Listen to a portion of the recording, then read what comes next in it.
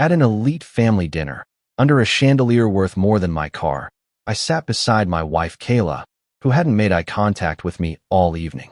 Her father, Robert Lancaster, CEO of Lancaster Holdings, lifted his wine glass, smirking in that smug way he always did when he was about to belittle someone. "He can't even afford a proper office," Robert sneered, looking directly at me. "He's my daughter's biggest mistake." The table burst into awkward laughter. Forks paused midair. My throat burned, but I stayed quiet, clenching my jaw so tight I thought I'd break a tooth. Then, like thunder splitting the sky, a voice spoke up from the far end of the table.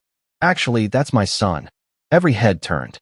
It was Mr. Callahan, billionaire, real estate mogul, and Robert's biggest client. I leaned back in my seat and smiled. Robert's face turned pale. So pale, it looked like the blood had evaporated from under his skin. He stammered, but the silence did more damage than any insult could. I didn't say a word. I didn't need to. His humiliation was the only applause I'd ever wanted from that man.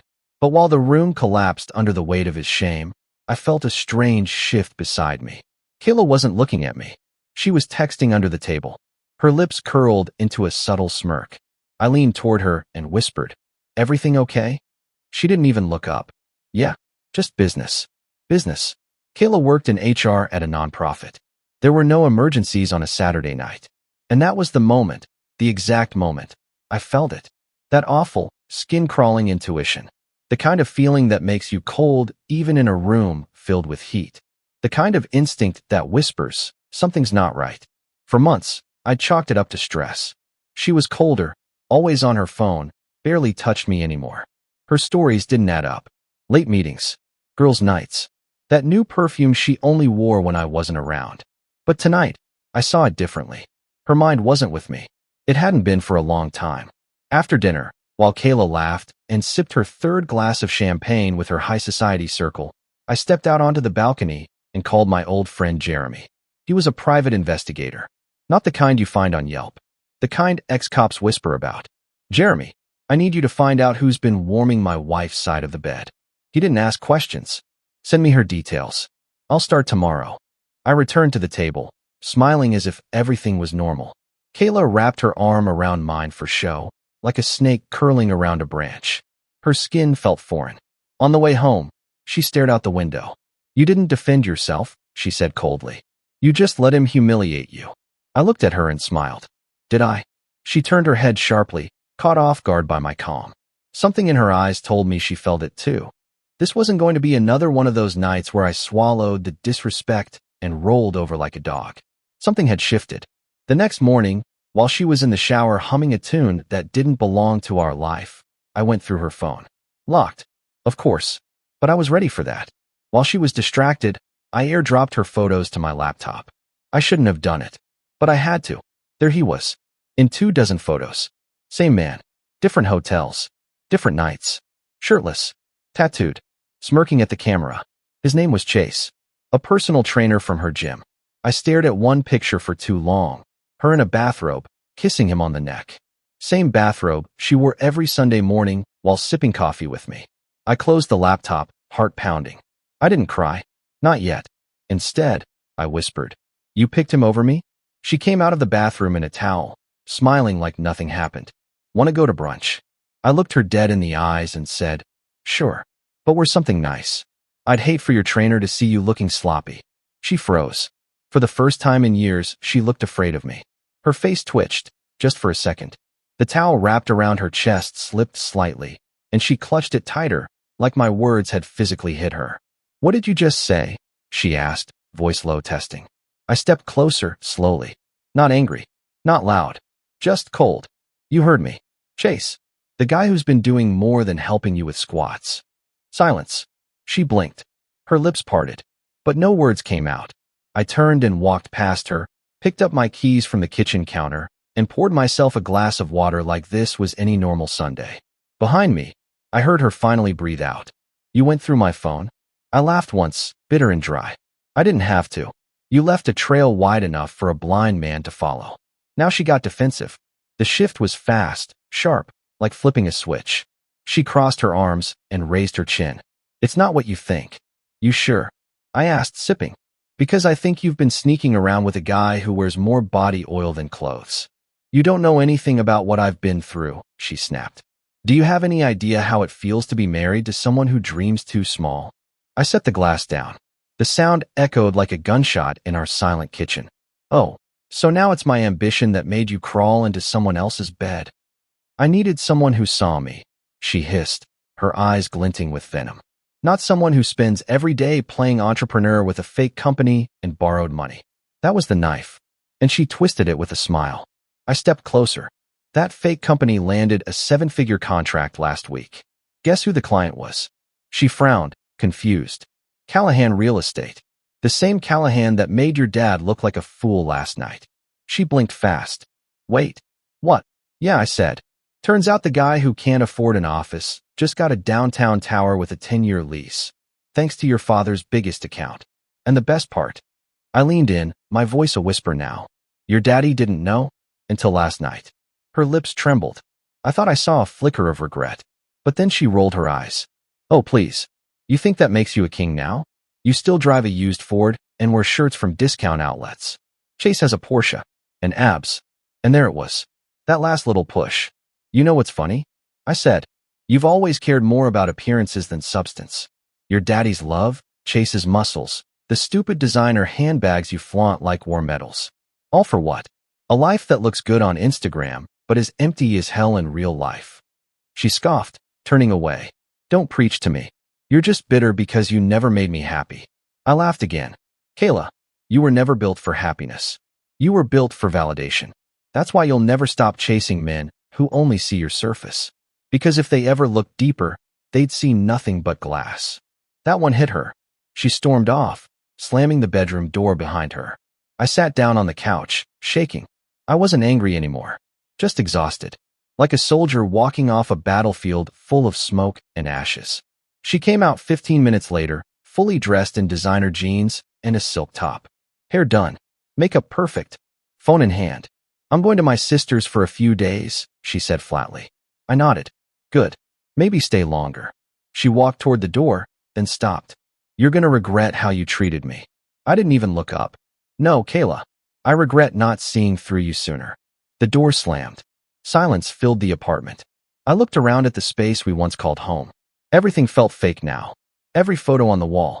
Every candle. Every memory. I grabbed my phone and texted Jeremy. I want everything. His address. His car. His job. I'm not done. And I meant it.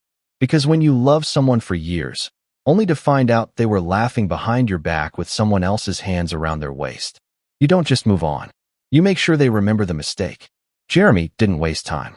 That same evening, I got a file in my inbox. Photos, background, details. Chase McMillan, 28, high school dropout. Personal trainer at some overpriced gym that catered to rich housewives with neglected rings and inflated egos. Multiple private sessions flagged with married clients. No stable income. No home address. He was crashing at one of his clients' penthouses most weeks. Sleaze in a designer hoodie. The next day, I showed up at his gym. I didn't walk in angry. I walked in calm, cold even. The kind of calm that scared even me. I wore a suit. Not because I needed to, but because I wanted to make a statement. Power isn't just money. It's the ability to walk into a room and make everyone else nervous without saying a word. I stood by the front desk, flipping through the file on my phone when he strutted in from the weight room. Sweat glistening on his forehead, shirt tucked behind his waistline to show off his carved abs. He caught me staring. Smirked. No clue who I was. You here for a session? He asked. Voice cocky, like he owned the room. I walked up, extended my hand. Yeah, I think we've shared a few things recently. Figured it's time we finally met. He looked confused, then cautious. Who are you?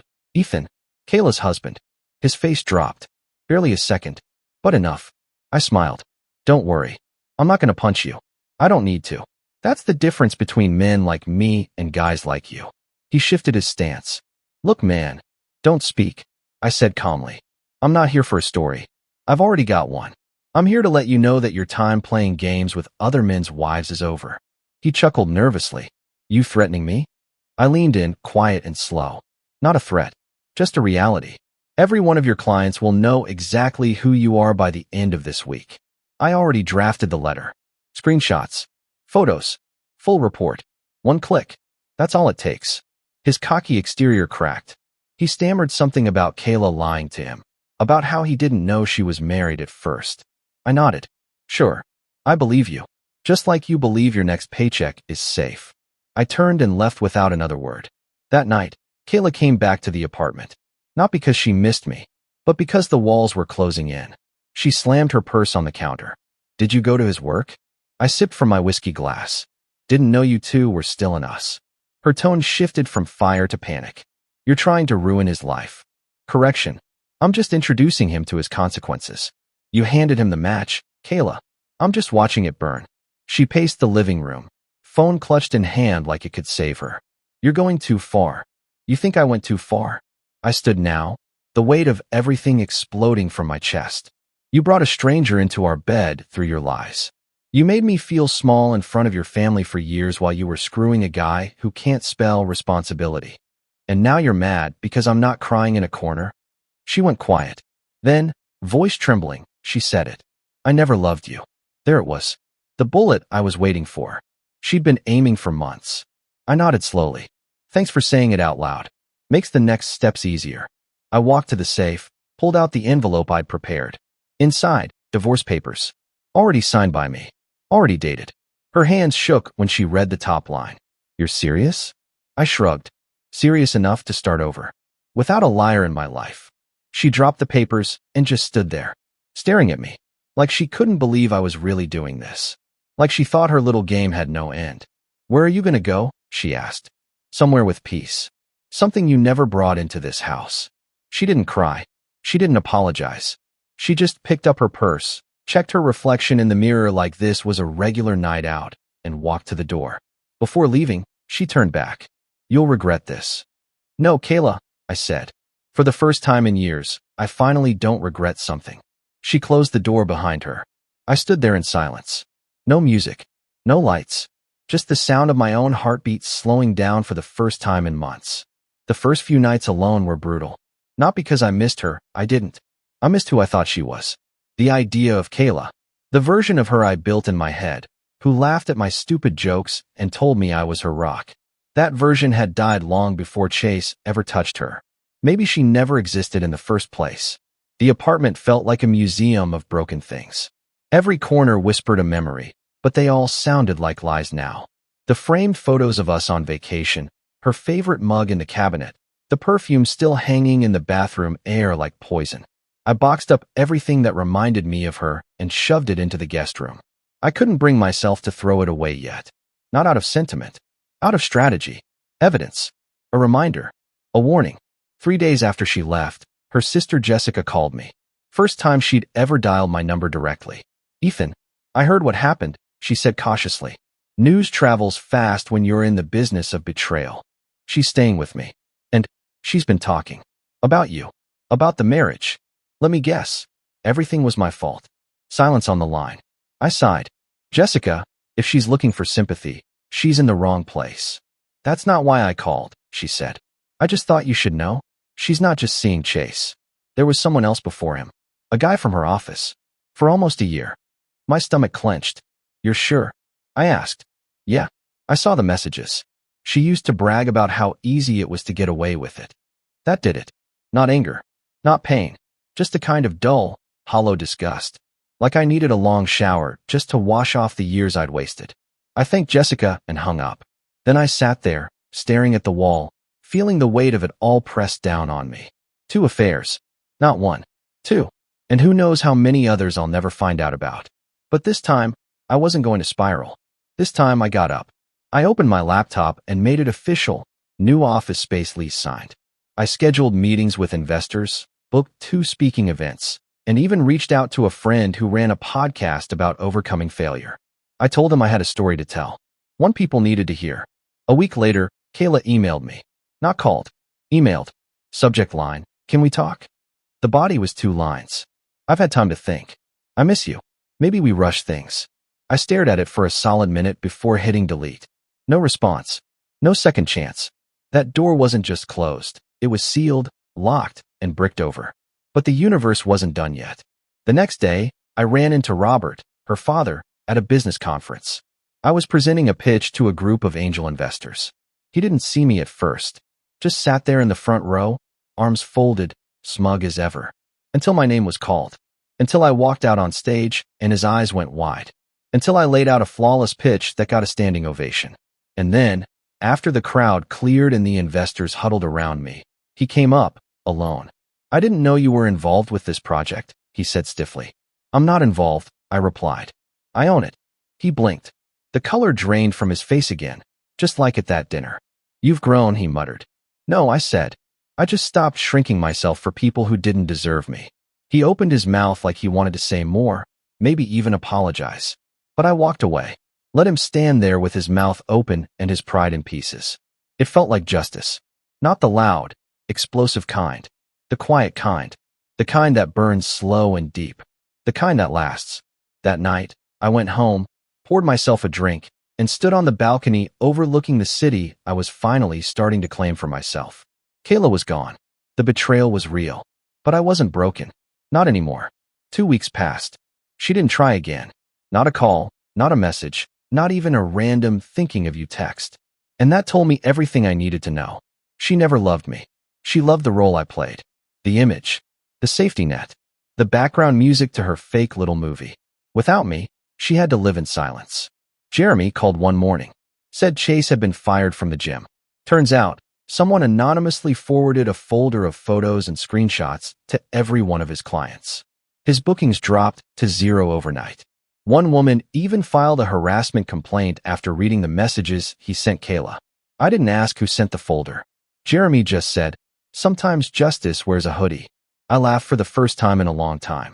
The next few days, I buried myself in work. Not to forget, just to build. Everything I did now had purpose. Fuel. Every late night was a middle finger to the version of me Kayla thought was weak. But the world wasn't done tossing twists my way. On a Tuesday afternoon, I got a call from an unknown number. I almost didn't pick up. Then I heard her voice. "Ethan, please don't hang up." I froze. Her tone was different. No venom. No games. Just broken. "What do you want, Kayla? I need to talk. In person. Please. Just give me 5 minutes. 5 minutes is far too many. I'm pregnant." Silence. My heartbeat slowed. My fingers tightened around the phone. "What?" "I'm late. Took 3 tests. It's positive." I sat down. The room started spinning. "Is it mine?" I asked. Voice flat. She didn't answer right away. I don't know." And there it was. The final nail in the coffin. "You want me to care?" I asked quietly. "You want me to hold your hand through this, like the fool I was? You blew up our marriage, Kayla. You burned the house, and now you're coughing in the smoke and looking at me like I owe you oxygen. I didn't mean for this to happen. You never mean anything.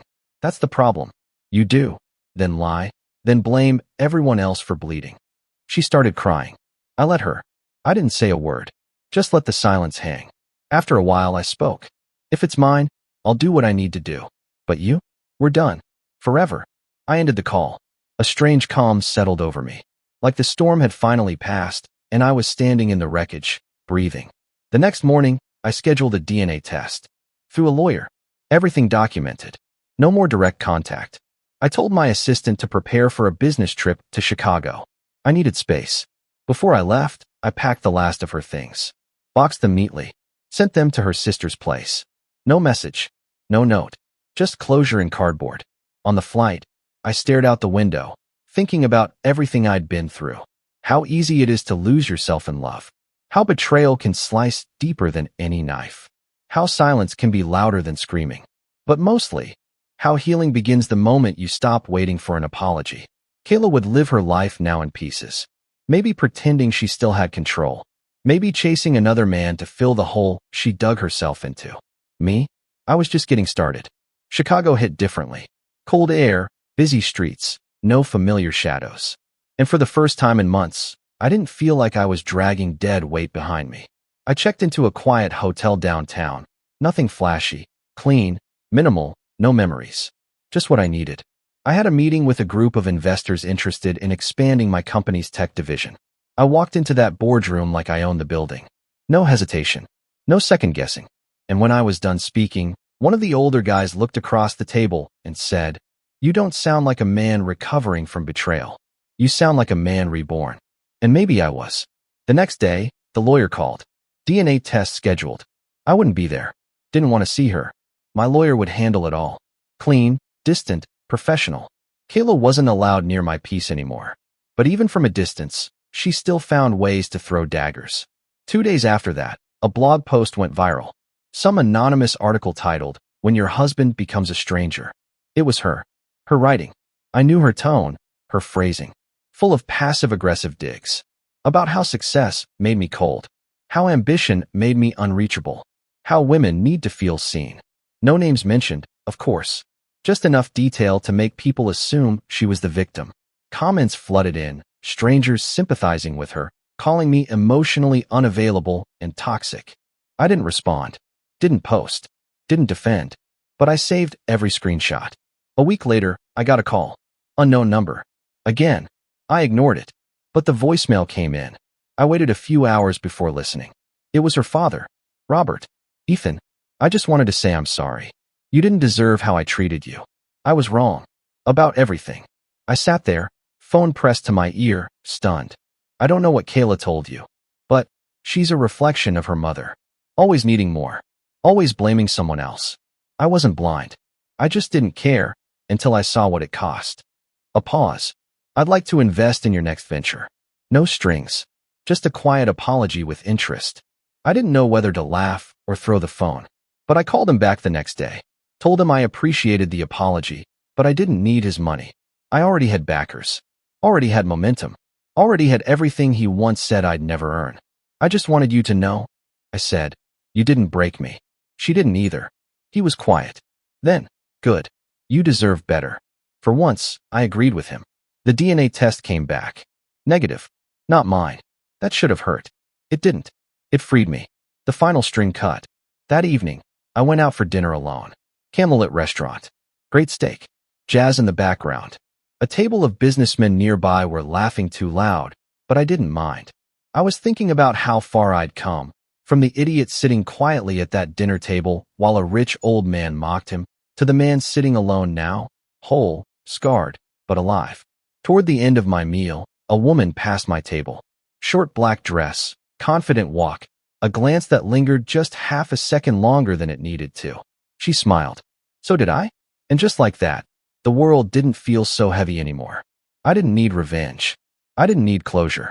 I had something better. Freedom. I flew home the next morning. This time, I didn't feel like I was returning to a graveyard.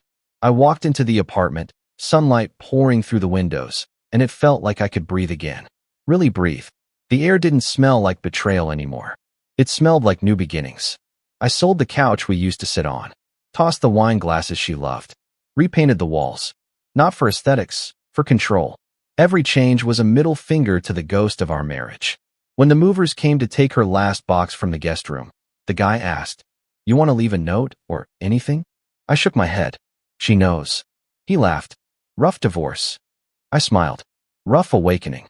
A few weeks later, I launched the new branch of my company. Bigger office. Better team. Stronger backbone. I stood at the front of the room during our opening celebration, glass in hand, and said, "We don't play small here. Not anymore." The team clapped.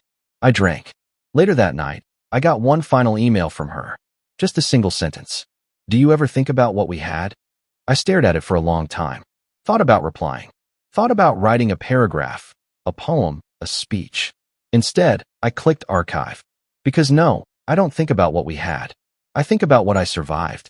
What I built from the rubble. What I became when she left. And if you're reading this, if you're in that place right now, the one where betrayal wraps itself around your chest like iron chains, where you wonder if you'll ever be whole again, listen to me. You will. But not by begging. Not by waiting. You heal when you finally realize that love built on lies is just another prison. And when you walk out of it, when you stand on your own 2 feet, bruised but still breathing, that's when the real life begins. Not the life you shared, the one you earned. I'll never forget the way the room changed. One moment, laughter echoed off the chandelier, champagne flutes clinked in the air, and people swayed to soft jazz. The next, it was like someone had sucked the oxygen straight out of the building. And the reason for that shift? Her. Emily. She snatched the mic from the MC's hand like she owned the night, hell, like she owned me. Wearing that wine-red dress I bought her on our trip to Napa, she smiled. But it wasn't the smile I fell in love with. It was something sharp, weaponized. She looked right at me, that same smirk she used when she used to tease me in the kitchen, back when things were real. Only now it felt like a dagger pressed against my chest. I was with another man last night, she said, voice cold, steady, calculated, and you didn't even notice. Gasps. A few chuckles from people who thought it was a twisted joke. But I knew her. I knew when she was serious. And she was dead serious. I didn't say a word. I didn't scream. I didn't cry. I didn't beg. I just turned around, walked past her, past the guests frozen like statues, and stepped outside. The air hit my lungs like ice. I left her with one thing, a gift box, wrapped in silver paper with a crimson bell. It sat on the table behind her, right next to the champagne tower. When she opened it, someone screamed. I heard it from the driveway as I unlocked my car. I didn't turn back. Inside the box were two things, a manila envelope with every photo, every printed message, and every time-stamped betrayal, and a folded note that read, "Now everyone knows who you are. Enjoy the rest of your night, Emily." You want to know how it started? The unraveling? It wasn't the cliché lipstick on the collar or late-night texts. It was worse. It was the apathy. The kind that creeps in like mold and rots everything silently. 3 months earlier, Emily started coming home later than usual. No explanation. No warmth. The woman who used to kiss my shoulder when I worked late now barely looked up from her phone. Her password changed. Her smile disappeared. She claimed work stress. That's the excuse that always works, right? But she forgot one thing. I'm not an idiot. I noticed the new perfume. The carefully shaved legs on Tuesdays. The extra time spent in the gym. The phone that never left her side, not even in the shower. So I did what I never thought I'd do. I went through her phone when she left it charging at the kitchen counter one night. I wasn't looking for anything. I was looking for proof I was wrong. But God, I wasn't. His name was Jake, 26, gym trainer, and apparently a beast. Her words, not mine. They had nicknames, hotel receipts, voice notes. She even had the audacity to send him photos from our bed. That was the night something inside me died. Not just the love, the illusion, the belief that maybe, just maybe, she still respected me. She didn't. She spat on me every time she sent him another heart emoji. But I didn't rage. I didn't throw the phone. I didn't confront her. Not yet. No, I waited. Planned. I wanted the reveal to burn, not just her ego, but her entire mask. And I chose our anniversary celebration for the final act. The room full of friends, coworkers, family. Perfect. And as she stood there, arrogant, smug, proud of the humiliation she thought she orchestrated, I was already miles ahead. She thought she stabbed first. She had no idea I had already set fire to everything behind her. You want revenge? You don't scream. You whisper. And when they lean in to listen, you destroy them. I spent 3 weeks building the perfect trap. People always assume revenge is about rage, screaming, breaking things, storming out. That's emotion. What I wanted was impact. I wanted every lie she told to land like glass shattering at her feet. So I gathered everything. Screenshots, voice recordings, even security footage from our home cameras. I made a folder labeled Truth and copied it onto 2 USB drives, one for her, one for my lawyer. But I didn't stop there. I started smiling more around her, making dinner, complimenting her dress, even giving her space when she needed time to think. It made her relax, let her guard down. I watched her confusion grow day by day. She had no idea that I knew. That made it all the more satisfying. Emily thought I was stupid. She thought she could play me like a background character in her drama. She didn't know she was already standing on a stage I built for her downfall. The day of the party, I was calm, serene. Not because I forgave her, hell no, but because I knew I was about to take my power back. In front of everyone.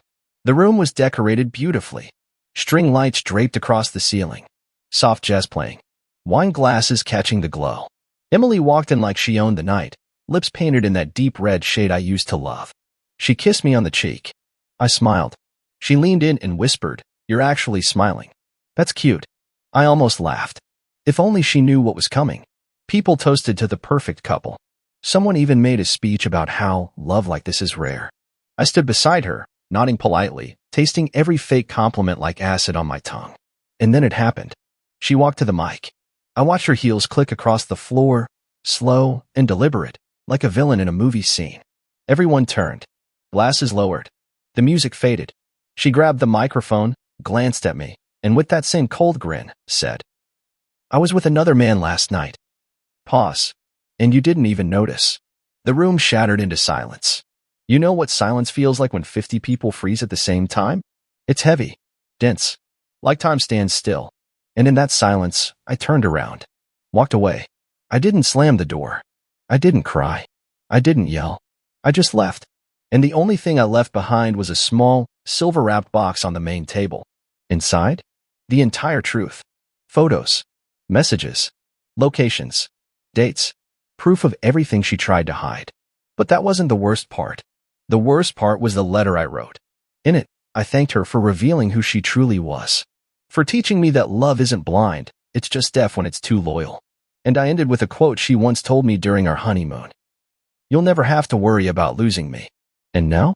She just did. I wasn't there to see her face when she opened it, but I didn't need to be.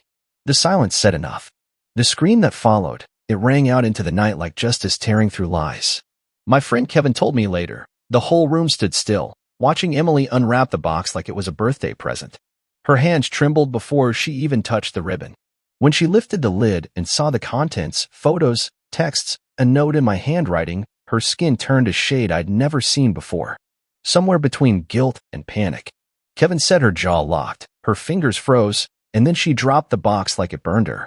One guest, her cousin Melissa, gasped out loud and muttered, "Oh my God," he knew. Someone else picked up a photo and looked at her in pure disbelief. Emily's fake poise vanished in an instant. She ran, out of the hall, out into the night, in heels too high and dignity too broken. She didn't even say goodbye. And me? I drove away with the windows down and a strange feeling in my chest. Not joy, not even revenge, just clarity. After years of being gaslit, manipulated, played with, I was finally free. But don't get it twisted. The aftermath wasn't clean. The next day, she showed up at my place. Disheveled, barefaced. No more makeup, no more smugness. Just a woman caught in her own web, pretending to be confused. "Brandon," she whispered when I opened the door. "Can we talk?" I let her stand there on the porch for a good 10 seconds. I watched her eyes, those same eyes that used to look at me like I was everything, now filled with panic. It was a strange satisfaction. "You can talk," I said, "but I'm done listening." She stepped in anyway, without waiting for permission. Classic Emily, boundaries never mattered when she wanted control. She sat on the edge of the couch like she was scared of it. "I know you're hurt," she began, "but you have to understand. Things have been complicated lately." I laughed. I actually laughed. "Complicated? You mean your extracurricular activities with a guy who probably can't spell commitment?" Her face twitched. I hit a nerve. She stood up, arms crossed, suddenly defensive. "You were never really present, Brandon. You were boring. Predictable. I needed more." There it was. The truth. No shame. No remorse. Just blame shifting. "You needed more?" I repeated, stepping closer. "You had everything. You just didn't value it." She rolled her eyes. "You act like you were a saint." "I didn't cheat," I said flatly. "That's enough." That shut her up. She tried to cry then. The fake tears. The ones she used on me when she wanted forgiveness for smaller lies. Only now I wasn't buying it. "You came here for something," I said. "You didn't just want to talk." She looked down. "Guilty. Jake kicked you out, didn't he?" Silence. I nodded. "Door's right behind you." And this time, I was the one smirking. 3 days passed before I heard from her again. This time, it was a text. Just 5 words. "Can we fix this, please?" I stared at it for a while. Not because I was considering it, but because of the nerve it took her to write it. The same woman who humiliated me in front of everyone, who stood there proud of her betrayal, was now asking for mercy. Fix what, exactly? The trust? The dignity she shattered in front of 50 people? The man I used to be before her lies corroded every part of me? I didn't respond, but she didn't stop. The next few days, the messages kept coming. Apologies. Justifications. Denials. Even a few voice notes where she cried and begged me to understand her state of mind. I didn't open them. I didn't need to hear her voice twisting facts into fiction again. Instead, I called my lawyer. Her name's Denise Carter, sharp, fast, and allergic to drama. When I walked into her office, she had already heard what happened. Turns out someone uploaded footage from the party. My little moment of truth had gone semi-viral in our social circle. You ready to burn the bridge? Denise asked me without blinking. I didn't even hesitate. Burn it. Bury the ashes. The paperwork began. The moment Emily was served, I knew. I got a call, not from her, but from her sister Ashley, a woman who never liked me much until now. She's falling apart, she said. She didn't think you'd actually go through with it. I sighed. She thought wrong. Ashley surprised me. She told me things I hadn't known, how Emily had a pattern of self-destruction, how this wasn't her first time crossing lines, how even their parents were tired of covering up for her. She doesn't value people, Brandon, Ashley said. She values attention. And you stopped feeding that. That hit hard. Because I realized then, Emily never wanted a partner. She wanted an audience. And when I stopped applauding her, she found someone else who would. Jake was younger, louder, dumber. The perfect placeholder until he started asking for something real. And now? He was gone too. I won't lie and say it didn't sting. It did. Even after everything, the emptiness crept in at night. Our house was quieter, colder. Her perfume still lingered in places I didn't expect. Sometimes I'd catch myself staring at old photos, wondering how we got here. But every time doubt tried to crawl back into my chest, I remembered that moment on stage. That smug, venom-laced confession. That silence. That choice she made. And the man I used to be, the one who would have forgiven, who would have begged, who would have blamed himself, he was already gone. All that was left was clarity. And the slow but certain rebuild of someone who had nothing left to lose. It's funny how betrayal doesn't just break your heart, it breaks your reflection. For weeks after I filed the papers, I couldn't recognize the man in the mirror. He looked like me, sure. Same jawline, same tired eyes. But something behind the eyes was different. Colder. Sharper. Like the betrayal carved a new version of me out of the wreckage. People started noticing the change. At work, my boss Jordan pulled me aside one day and said, "Whatever you're doing, keep doing it. You're focused, lethal, lethal." Yeah, that's how I felt. Not in a violent sense, but in purpose, in clarity. I wasn't drifting anymore. I was moving. Every step I took now had direction. She took my loyalty and set fire to it. Now I walked through the smoke with a fireproof soul. But Emily? She didn't disappear quietly. She started showing up in places she knew I'd be. The gym. The cafe near my office. One time, even the grocery store where she damn well knew I shopped every Sunday morning at 9. At first, I thought it was a coincidence. The fourth time? It was calculated. She pretended to accidentally bump into me. Always looking disheveled. Always trying to spark a conversation I had no interest in finishing. One time, she actually said, "You look like you're doing better." That's good, I guess. I didn't respond. I just nodded and walked away. And the more I ignored her, the more erratic she got. Then came the email. Subject, "Let's be adults about this." Inside, a bullet point list of reasons why we should reconsider the divorce. It was like reading a brochure for a broken cruise ship. We've built a life together.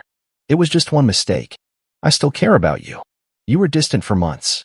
That last one made me laugh out loud. Because I was distant.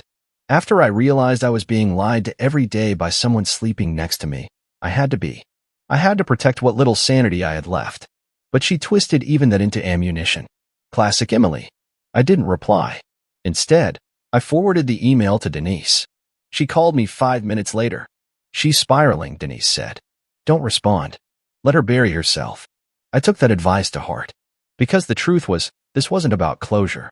This wasn't even about me anymore. This was about a woman who couldn't stand to lose control. Who thought she could cheat, humiliate, and manipulate, and still win.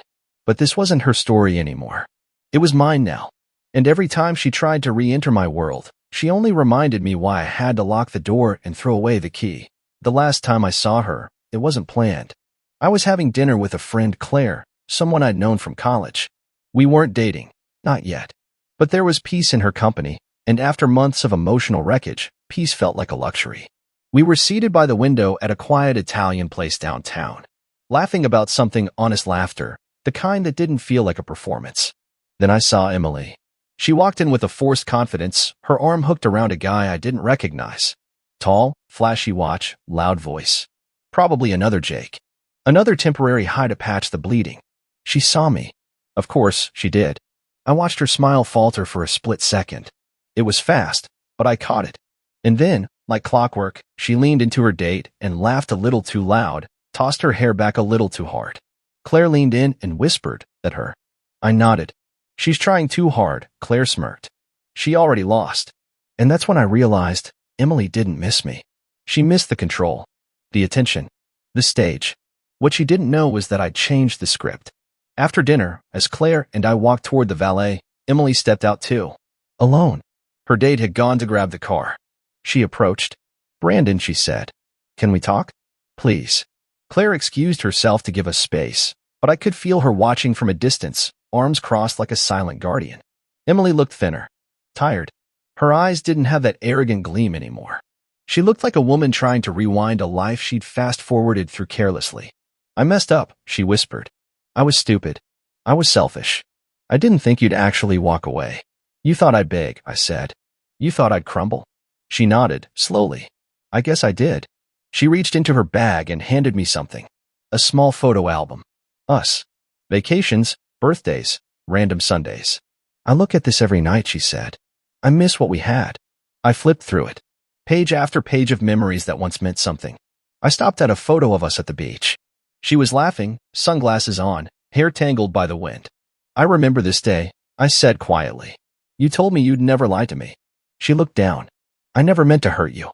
That's the problem, Emily, I said. You didn't care if you did. She opened her mouth to respond, but I was already done. I handed the album back. I don't need reminders of a lie. Claire stepped forward. Emily looked at her, then back at me. Her eyes flickered with something close to defeat. Then she turned, stepped into her date's car, and vanished into the night. And for the first time in a long time, I didn't feel broken. I felt free. Freedom didn't arrive with fireworks. It crept in like dawn, quiet, steady, undeniable. The morning after that final conversation with Emily, I woke up and didn't feel the weight on my chest. No dread, no rehearsed arguments in my head, no bitter loop of her voice echoing with lies. Just stillness. And for the first time in a long time, I let myself enjoy it. I got up, made coffee, opened the windows, and watched the sun cut across my living room floor. A year ago, I would have called this ordinary. But now, it felt sacred. People talk about healing like it's some grand revelation, some spiritual breakthrough. But mine came through routines, through silence, through remembering who I was before I became a man twisted by suspicion, by mistrust, by betrayal.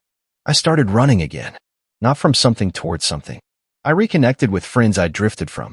Turns out, a lot of them had seen the red flags but didn't know how to say it. I didn't blame them. I probably wouldn't have listened anyway. I also started seeing Claire more. Slowly. No labels, no pressure. Just honesty. She didn't ask about Emily. She didn't need to. She gave me space to be angry, to be quiet, to be real, and not once did she try to fix me. That meant everything. One night, we were walking through a park, her hand brushing against mine, and she looked at me and said, You don't owe anyone an explanation for healing. I nodded, but something in her words stuck. Because for so long, I felt like I did owe one. To my family, who watched me break. To the people who witnessed that moment with the mic. To myself. But the truth is, some things don't need explaining. They just need to end. Emily reached out one more time. A letter, handwritten. She apologized. Again. Blamed her childhood. Her insecurities. Said she didn't know how to love someone who didn't hurt her first. It was poetic. Tragic, even. But it didn't move me. Because I realized I wasn't reading a letter meant for me. I was reading her confession to herself. I burned it. Not out of hatred, but because some stories don't deserve to live on paper. The divorce finalized quietly, without drama. Denise called me after and said, You're officially free, Brandon. I thanked her. Then I poured a drink, sat on the porch, and toasted to the man who survived being shattered and rebuilt himself without missing a beat. Because the truth is, betrayal doesn't define you. Response does. And I chose to respond with silence, with strength, and with the kind of dignity you don't have to announce with a microphone. She had her moment. Now I have mine. Looking back now, it almost feels like someone else's life. That man who stood in the crowd as his wife publicly humiliated him. The man who turned his back on a woman he once swore to protect. That wasn't weakness. That was rebirth. And everything that came after? The pain, the silence, the rage I swallowed for weeks? That was the shedding of old skin. People still ask about what happened. Not because they're nosy, but because they saw the shift in me. The version of Brandon that existed before that night was kind, yes, but naive. Always the one to believe the best, even when the worst was right in front of him. That version of me died when she grabbed that mic. You want to know what that betrayal taught me? Lesson 1. Love without boundaries becomes worship. I worshipped Emily. I made excuses for her behavior. I turned blind eyes to red flags that were practically screaming. I confused patience for virtue. But love, real love, isn't about losing yourself in someone else's chaos. It's about building something together, not sacrificing who you are to keep them happy. Lesson 2. People show you who they are when they think you won't leave. Emily got comfortable. Too comfortable. She believed I'd always be there. That no matter what line she crossed, I'd bend to her apologies, her fake tears, her charm. When I didn't, that's when she fell apart. Not because she lost me, but because she lost her mirror, her audience, her control. Lesson 3. Revenge isn't noise, it's absence. I could have exposed her more. I could have dragged her name through the dirt. But I didn't. I let the truth speak for itself. The silence I gave her after the party hurt more than any insult I could have thrown. She expected fireworks. I gave her emptiness. And that was louder than anything else. And finally, lesson 4. Your peace is priceless. No closure. No apology. No explanation could match the feeling of peace I get now waking up without her lies poisoning my mornings. She used to be the first thing on my mind. Now, I barely remember the sound of her voice. To the men out there reading this, hear me. If she lies, manipulates, cheats, mocks your pain, leave. Not tomorrow. Not after one more chance. Now. Because staying doesn't make you loyal. It makes you complicit in your own destruction. You deserve more than to be someone's backup plan. You deserve more than fake apologies and broken promises. I don't hate Emily. I just finally love me more. The mic drop wasn't hers. It never was. It was mine. When I walked away, with my head high, leaving only a gift behind.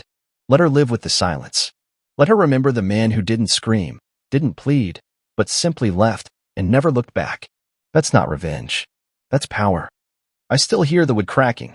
Still see the arrogant smirk on his smug face. He stood there, chest puffed out like some cheap action movie villain, wearing my shirt, the one my wife once said made me look like a man. Funny how quickly people forget who they're stepping over. It was 1:26 a.m. I was on the couch, half asleep, watching reruns of Better Call Saul because I couldn't sleep in our bed anymore. Not since it started to smell like someone else's cologne. Not mine. And definitely not some innocent mistake. I looked up, startled, confused, barefoot on the cold hardwood, when Chase freaking Dawson, the self-proclaimed alpha, her new toy, kicked the door so hard the lock snapped off. I remember thinking, this is real. This is actually happening. Where's your courage now, loser? He spat, scanning the room like he owned it. You let your woman cry every night. You're not a husband. You're a joke.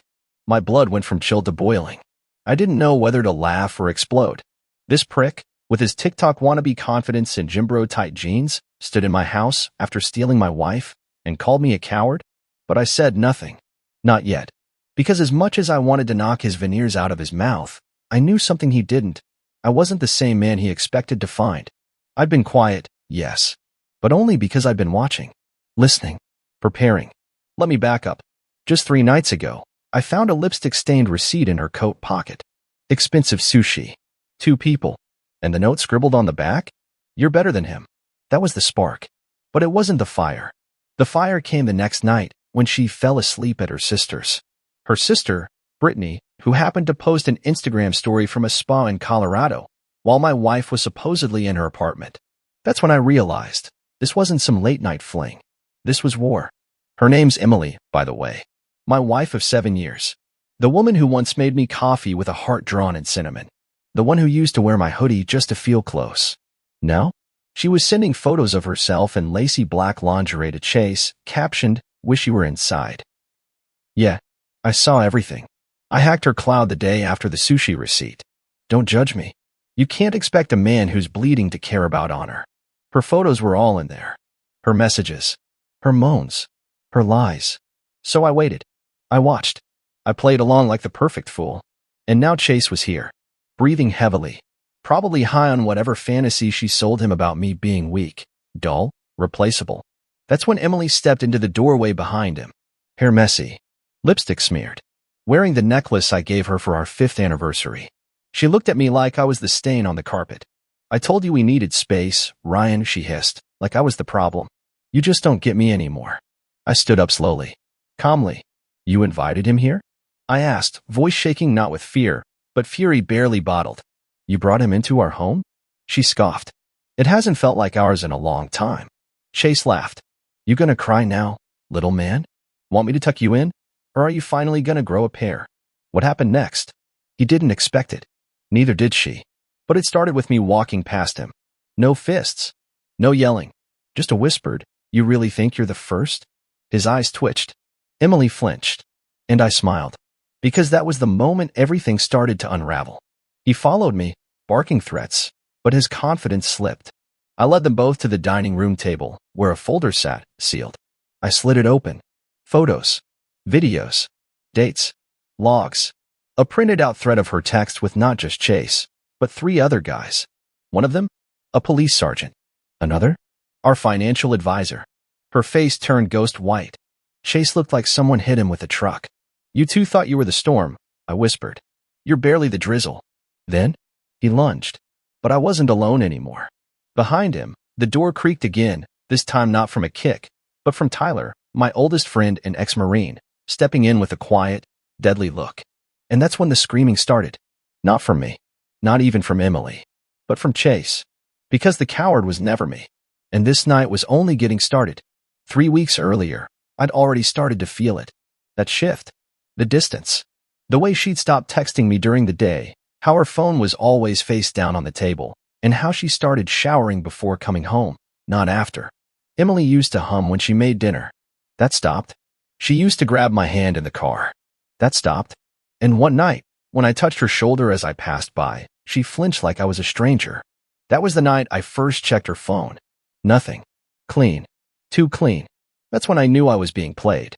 No woman keeps a phone that clean unless she's scrubbing it daily. I didn't say anything. I kissed her goodnight. Then I started digging.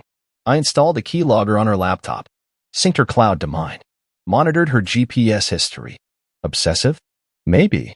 But when your gut screams that something's wrong, and the person you trusted most looks you in the eyes and lies with a smile, you stop caring about boundaries. The sushi receipt came 2 days later. It was tucked inside the left pocket of her gray coat, the one she only wore for errands. I was grabbing it off the coat rack to take it to the dry cleaners when the paper fluttered out. 2 entrees. 1 bottle of wine. A 10:42 p.m. timestamp. She had told me she was visiting her mom that night. Her mom lives 3 hours away. And guess what? That night, the GPS history of her phone showed a hotel 17 minutes from our house. I didn't confront her. I just printed it. Next came the lingerie photo. She was out with her friends and forgot to log out of iCloud. I clicked the message notification by accident. At least that's what I told myself. There it was. A mirror selfie. Black lace. Heels.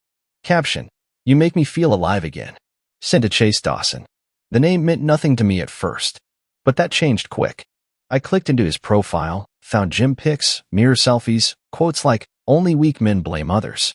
He looked like the type who uses cologne instead of showers. I scrolled through their thread. I wish I hadn't. She told him I was boring, that I didn't satisfy her anymore, that being with him made her feel like she had a purpose, that she'd faked moans with me for the last 6 months. It broke something in me. Not just the cheating, the mockery. She wasn't confused. She wasn't struggling. She was enjoying this. I started printing. All of it. Hundreds of messages. I labeled them by date. I compiled voice notes, screenshots, hotel bookings, Uber receipts. Even the time she called me crying after a hard day at work, she was actually calling him, telling him she missed the way he pulled her hair. That same night, she crawled into bed with me, whispered, I love you, and kissed my forehead. I started sleeping on the couch after that. I told her it was for my back. She believed it. Or pretended to. She didn't care. One morning, I made her breakfast, eggs, bacon, toast. She smiled like nothing was happening and said, Thanks, babe. I nodded. Going out tonight? Girls' night, she replied. You know, just wine and catching up. I smiled and said, Have fun. She walked away humming. The same hum that used to mean she was happy. But I knew better now. That night, I followed her. She didn't go to Sarah's like she claimed.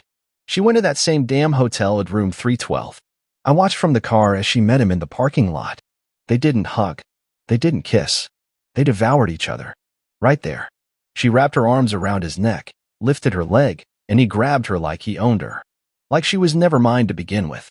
I watched until they disappeared into the elevator. Then I drove home. Did I cry? No, not yet. Instead, I poured a glass of whiskey, sat at the table, and looked at the box full of evidence. Then I called Tyler, my oldest friend. He picked up on the first ring. What's up? I just said, it's time. And he said, I'll be there. That was the beginning of the end. But not for me. The end was for her. And for Chase. He just didn't know it yet. Tyler showed up the next night, parked 2 blocks away, walked in through the back door like we planned. No questions. No small talk. Just the cold nod between 2 men who knew something sacred had been broken. We'd served together overseas. Seen hell. And now, somehow, the worst betrayal I'd ever felt was happening right here in my own living room. Not in a combat zone, but in a house with warm lighting and wedding photos still hanging on the wall. Tyler sat across from me at the kitchen table, flipping through the folders silently. Page by page. Screenshot by screenshot. His jaw clenched tighter the further he went. This one, he said, pointing at Chase in a shirtless mirror selfie. Yeah, I replied. That's the guy. Tyler didn't say anything for a few seconds. Then he let out a low whistle. Man's got the IQ of a vape pen and the guts of a pigeon. I smirked, but it didn't reach my eyes. She chose him, Tyler. Over me. No, she didn't choose him, he said. She chose herself. Always has. And that line stuck. Because he was right. Emily had always been about herself. Even before all this. The way she'd tell me I was too intense when I opened up. How she'd laugh at my goals but cheer for her friends' pipe dreams. How every fight somehow circled back to me being too serious, too needy, too emotional. But now it was more than words. Now it was lies and betrayal and sneaking off to hotel rooms like I was the damn roommate, not the husband. I didn't want revenge. Not really. I wanted clarity. I wanted the truth to crush her the way her lies had crushed me. So we staged it. I waited for the perfect night, a Friday. She always came back late Fridays, high on perfume and giggles, pretending to be wine drunk after a fake girls' night. That night, I cooked dinner. Her favorite, grilled salmon, asparagus, garlic mash. Set the table. Lit candles. Put on Marvin Gaye. She walked in around 9:30, wearing a short red dress she hadn't worn since our anniversary 2 years ago. Her eyes flicked from the table to me. What's this? She asked, tilting her head like she was walking into a surprise party she didn't ask for. Just thought we could talk, I said, pulling out her chair. She hesitated. Sat down. 10 minutes in, she started getting fidgety. Checking her phone. You waiting on someone? I asked, pouring her wine. No, she said too quickly. Just tired. Long day. That's when I slid the folder across the table. What's this? Proof, I said. She opened it. The second her eyes landed on the first photo, her, bent over a hotel bed, face buried in a pillow, her hand shot up like she was going to slam it shut. But she didn't. She froze. The silence stretched between us like a wire. Then she spoke. So you've been spying on me now? That's what she went with. Spying. Not, I'm sorry. Not, I messed up. Just flipping the narrative like a true manipulator. You're unbelievable, she hissed. This is sick, Ryan. You don't get to go through my private. You gave up privacy when you started treating me like an idiot. I cut in. I loved you. You turned me into a backup plan. You lied with a straight face for months. She rolled her eyes. So what? You want me to beg now? Cry? You were always too soft, Ryan. You never knew how to keep a woman like me. She stood up, grabbed her purse. I'm leaving. But she didn't make it to the door. Because he walked in. Chase. Uninvited. Unwelcome. Wearing my hoodie. He kicked the door open like he was entering a nightclub, not a man's house. There he is, he shouted. The coward husband. What? You need backup now. You want to play detective, old man. Tyler stepped out of the hallway like a shadow. Chase's smile faltered. Just a second. But I saw it. You've got 5 seconds to walk back out, Tyler said. Calm. Deadly. Emily stepped between them. Guys, can we all just chill? Chase, let's go. Chase wasn't having it. No. He needs to hear this. He needs to hear what it's like when a real man makes her scream. Tyler moved forward. Chase stepped back. Emily snapped. Ryan, you're pathetic. Standing there letting your little soldier boy fight for you? No wonder I had to find someone else. That's when I lost it. I didn't swing. I didn't scream. I laughed. A full, bitter, broken laugh. Emily, you've been everyone's girl but mine for months. You're not special. You're just cheap. And you traded forever for fast food. That's when Chase lunged.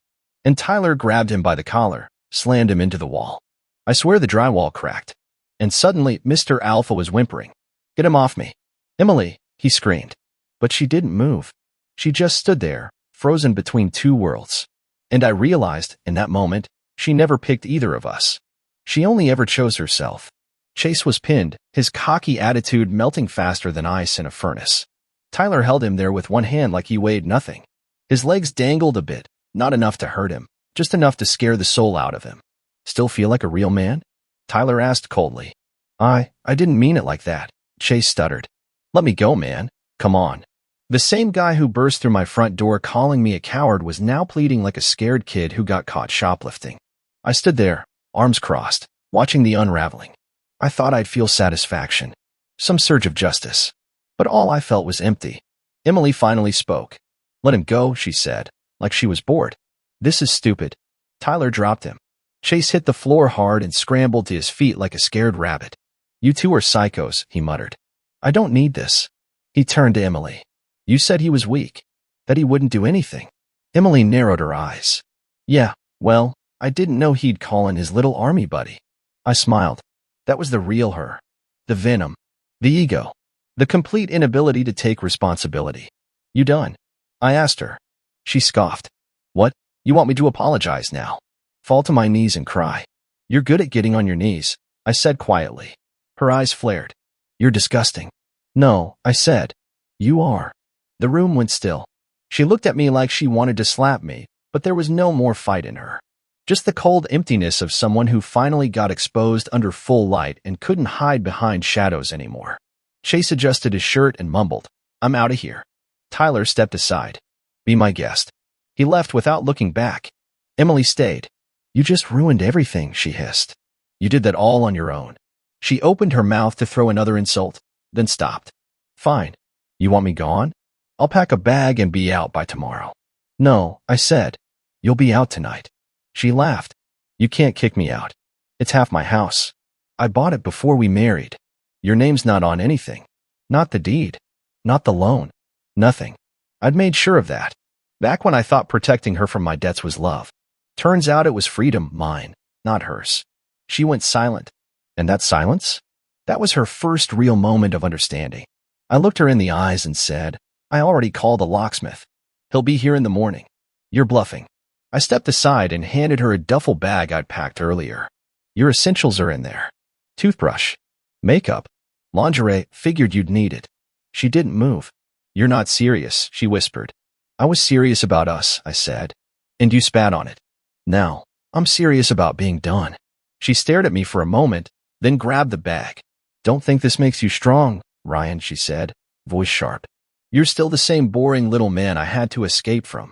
No, I said. I'm the man who finally escaped you. And with that, she walked out. No drama. No tears. Just the click of heels fading down the hallway and out the door.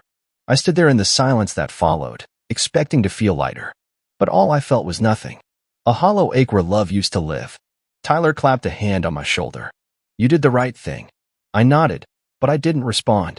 I went to the living room, collapsed on the couch, and stared at the ceiling.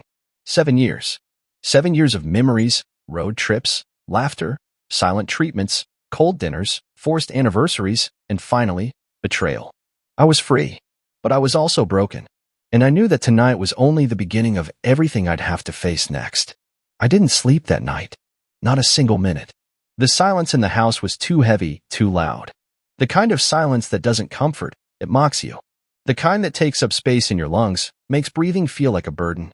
The couch felt colder without the TV humming. The wedding photo on the wall, the one where we're smiling like two people who actually believed in each other, felt like it was staring straight through me. I got up at 4:17 a.m. and took it down. Not carefully. I tore it off the wall so hard the nail snapped, and the glass cracked diagonally across her face. Poetic. I shoved it into a trash bag and took it to the bin outside. As I dropped it in, I realized something. There wasn't just anger in me. There was grief. Not just for the marriage, but for the man I used to be. The man who trusted her, who believed her when she said she wasn't like the others. Turns out, she was worse. By noon, the locksmith arrived. Replaced the locks. Changed the codes. Sealed every last opening that used to belong to her. I messaged her. Your stuff's in the garage. Come get it when I'm not home. You've got 48 hours. She left me on read. Typical. The next 2 days passed like a bad fever dream. People started noticing. Her sister Brittany texted me asking what happened. I told her the truth, screenshots included. No sugarcoating. Brittany didn't even reply. I assumed the family group chat exploded. Then came the weirdest part, the aftermath no one talks about. The days where your routines still expect her. Like when I cooked too much dinner. Or looked over my shoulder in the grocery store expecting her to be beside me. Or rolled over in bed and instinctively reached out, only to touch empty space. Grief doesn't care about pride. It punches you anyway. But I didn't cry. I refused. Instead, I went to the gym more. I cleaned every room like it owed me money. I threw away her shampoo, her candles, her nail polish. Scrubbed the smell of her out of every damn towel. Then came the letter. She didn't call. She didn't show up. She mailed me a letter. Typed. Like a resignation from a job she was never qualified for. In it, she blamed me. Of course. Said I'd changed. That I stopped making her feel wanted. That I let the spark die. She ended it with, I hope one day you understand why I did what I did. I still care about you, Ryan. I really do. I read it twice. Then I burned it. Because you don't keep poison in the medicine cabinet. The thing that haunted me wasn't just the betrayal, it was how effortless it was for her. Like her life was just a phase. At least she could break early with no penalties. But the truth? I let it happen. Piece by piece. By apologizing when she was wrong. By shrinking so she could shine. By excusing the red flags because I loved her. I taught her how to treat me. And she learned well. The third night alone, I finally cried. Not because I missed her, but because I realized I betrayed myself long before she ever did. And now? Now I was rebuilding. One brick at a time. It started small. I changed the sheets. Not just a clean set. I bought new ones. Charcoal gray. Crisp. Untouched by her perfume or her makeup stains. Then I deleted her number. Every photo. Every voicemail. Even the one where she said, "You're the only man I'll ever need." That one hurt the most. I didn't just want to erase her. I wanted to erase the man who believed her. Tyler kept checking in. We'd meet for coffee or a beer, talk about anything but her. It was the only way I didn't go crazy. He'd throw in dark jokes like, if you miss her, I still got that cracked picture frame as a souvenir. Made me laugh. Barely. 3 weeks passed. I stopped counting the days. Then she came back. Not with flowers. Not with apologies. But with fake tears and a new tone in her voice. Like the villain in a soap opera trying out her redemption arc. It was 10:40 p.m. I had just gotten back from the gym, shirt damp with sweat, when I heard a soft knock on the door. Not the kind of knock a stranger gives. The kind that says, I know this door used to open for me. I didn't want to answer. But curiosity, or maybe closure, dragged me to the peephole. Emily. Hair up in a bun. Hoodie. No makeup. Trying to look fragile. I opened the door just enough. She looked up at me with glassy eyes. Can we talk? I leaned on the frame. You've got 2 minutes. I've made mistakes, she started, voice shaking. I was confused. I didn't know what I wanted. I cut her off. You knew exactly what you wanted. You just didn't think I'd stop letting you have it. She blinked fast. I didn't come here to fight. No? What then? You miss the house? The fridge you didn't pay for? The loyalty you spit on? I miss you, she whispered. I laughed. Right in her face. No, Emily. You miss control. You miss winning. But I stopped playing your game. She stepped forward. Ryan, I'm serious. Chase was a mistake. He was a distraction. He turned out to be nothing. A coward. He kicked down my door. Remember? I said. And screamed like a toddler when someone bigger than him pushed back. Sounds like a perfect match. She started crying. Or pretending to. With Emily, it was always hard to tell. You don't get it, she said. You weren't there when I felt invisible. You stopped seeing me. I stepped out and closed the door behind me so the neighbors wouldn't hear. You want to talk about invisible? I said, voice low. You think I didn't notice how you'd fake your smiles?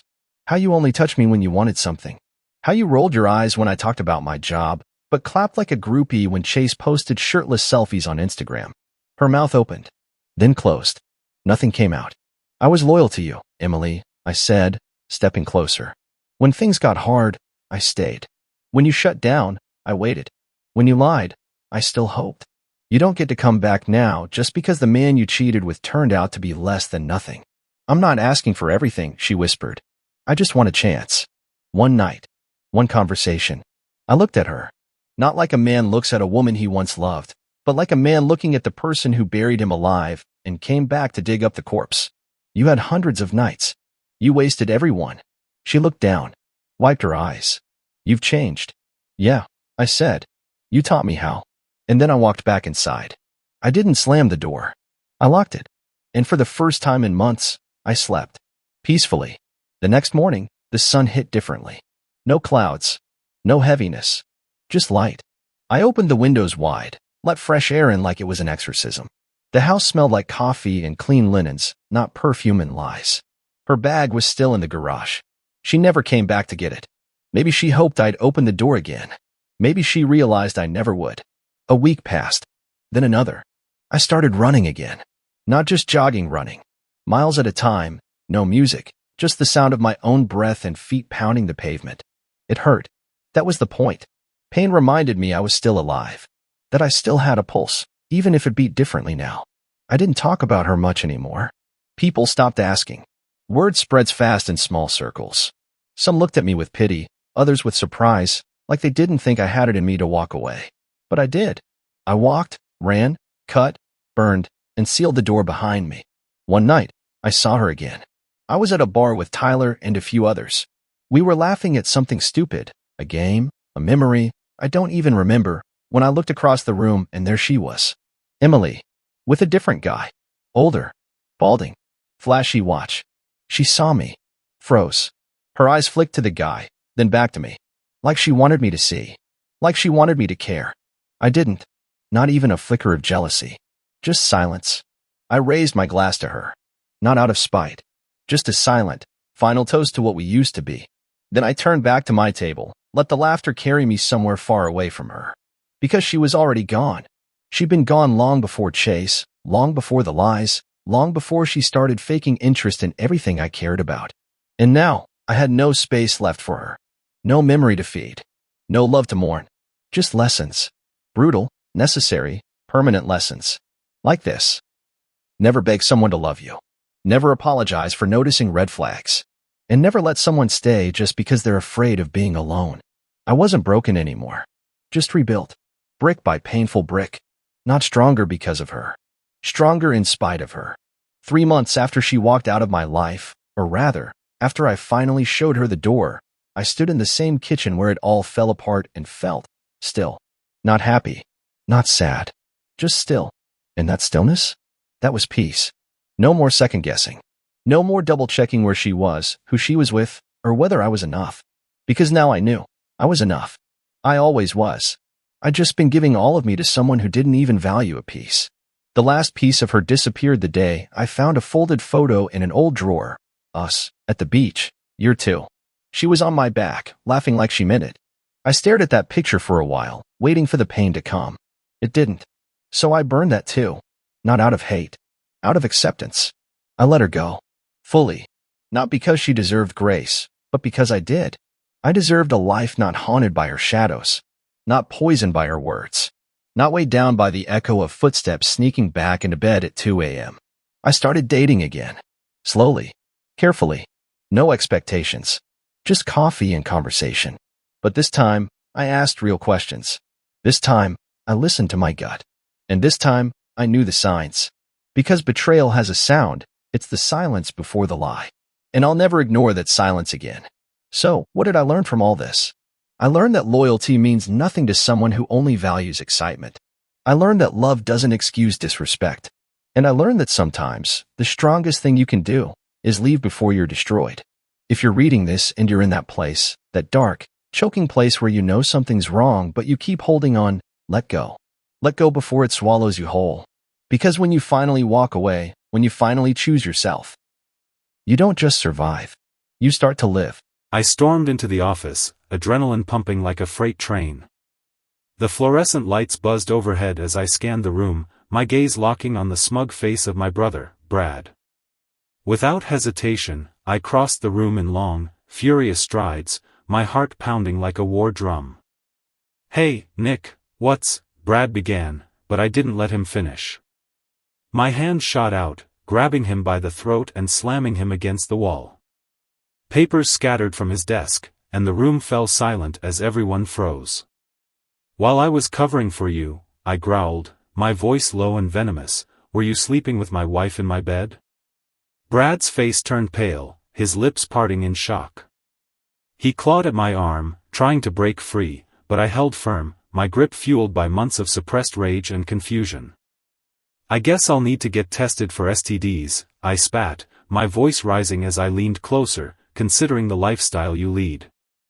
The office buzzed with whispered murmurs, employees backing away like they'd stumbled onto a crime scene. Brad finally croaked out a weak, "Nick, this isn't the time or place. There's never a right time for this kind of betrayal."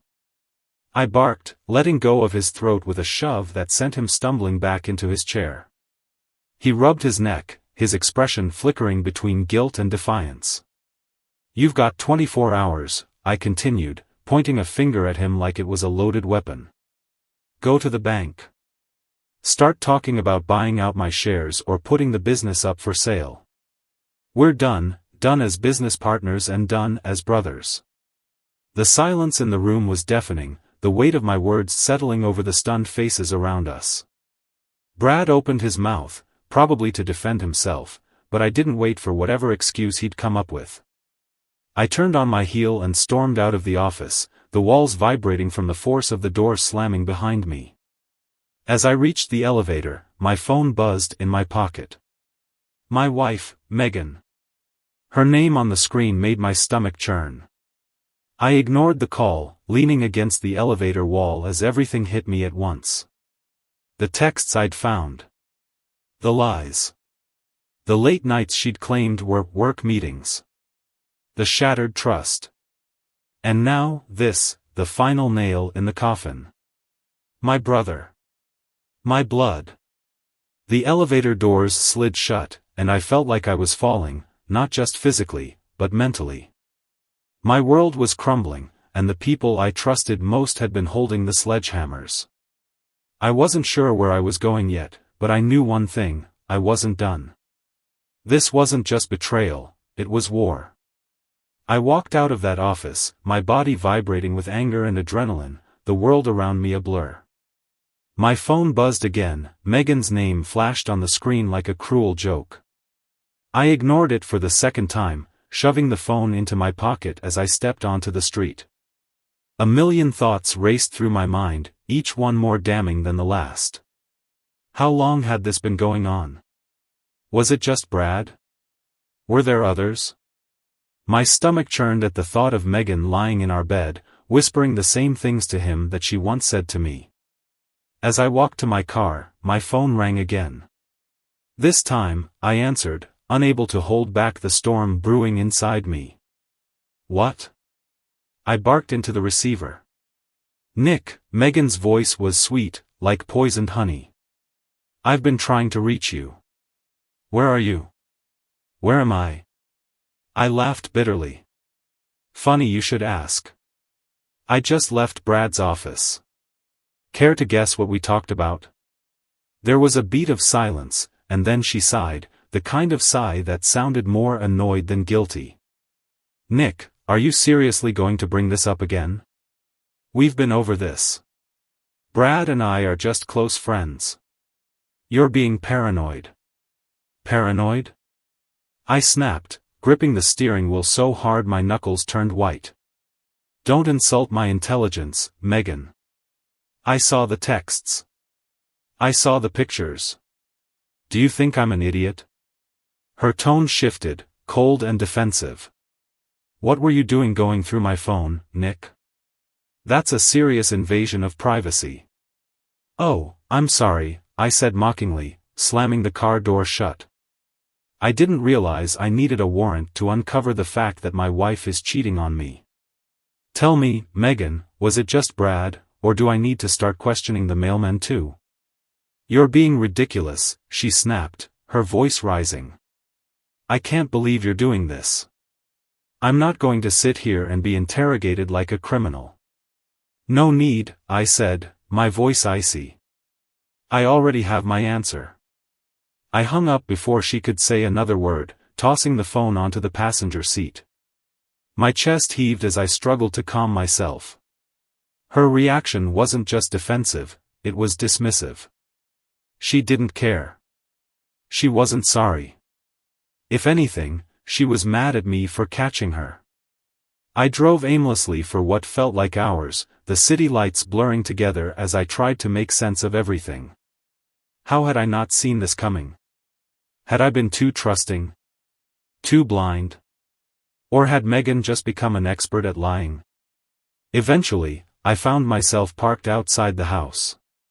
Our house. The place we'd built together, where every room held a memory of what I thought was a happy marriage. But now, it felt like a stranger's home, each wall whispering secrets I didn't want to hear. I sat there for a while, debating whether to go inside or leave it all behind. My phone buzzed again, and this time it wasn't Megan. It was a text from Lisa, her best friend. Lisa, Nick, I need to talk to you. Call me. Lisa. She was Megan's confidant, the one who knew everything. If anyone could confirm what I already suspected, it was her. I dialed her number, my hands shaking as I held the phone to my ear. Nick, she answered on the first ring, her voice hushed. I've been wanting to tell you this for months, but I didn't know how. Tell me what? I asked, my voice tight. It's Megan, she said, her voice breaking. She's been seeing Brad for over a year. I told her it was wrong, but she wouldn't listen. She said you'd never find out. My heart dropped. A year. They'd been betraying me for a year. While I was working late nights to keep our business afloat, they were laughing behind my back, sleeping together in my bed. Why are you telling me this now? I asked, my voice raw. Because you deserve to know the truth, she said softly. And because Megan's planning to leave you, Nick. She's been saving money, setting up a separate account. I overheard her talking about it with Brad. I felt like the ground had been ripped out from under me. Not only had she betrayed me, but she'd been planning her escape, leaving me to pick up the pieces. Thanks, Lisa, I said, my voice hollow. I appreciate it. I hung up before she could respond, my mind racing. Megan wasn't just cheating, she was plotting. This wasn't a mistake or a moment of weakness. It was calculated, deliberate. I got out of the car and walked into the house, my chest tight with rage. Megan was sitting on the couch, scrolling through her phone like nothing had happened. Nick, she said, looking up. I'm glad you're home. We need to talk. You're damn right we do, I said, my voice steady but laced with fury. But not here. Pack your things, Megan. You're leaving tonight. Her eyes widened, and for the first time, she looked genuinely shocked. What are you talking about? I know everything, I said, my voice rising. The texts. The pictures. The fact that you've been seeing Brad for a year. And let's not forget your little escape fund. Did you really think I wouldn't find out? Her mouth opened and closed like a fish out of water, but no words came out. For once, she had nothing to say. Pack your things, I repeated, my voice cold. And don't come back. The game was over, and Megan had lost. But as she stood up, her expression shifting from shock to anger, I realized this was just the beginning. The fight wasn't over, not yet. Megan didn't move. She stood there, arms crossed, glaring at me with an expression I hadn't seen before, something between defiance and disdain.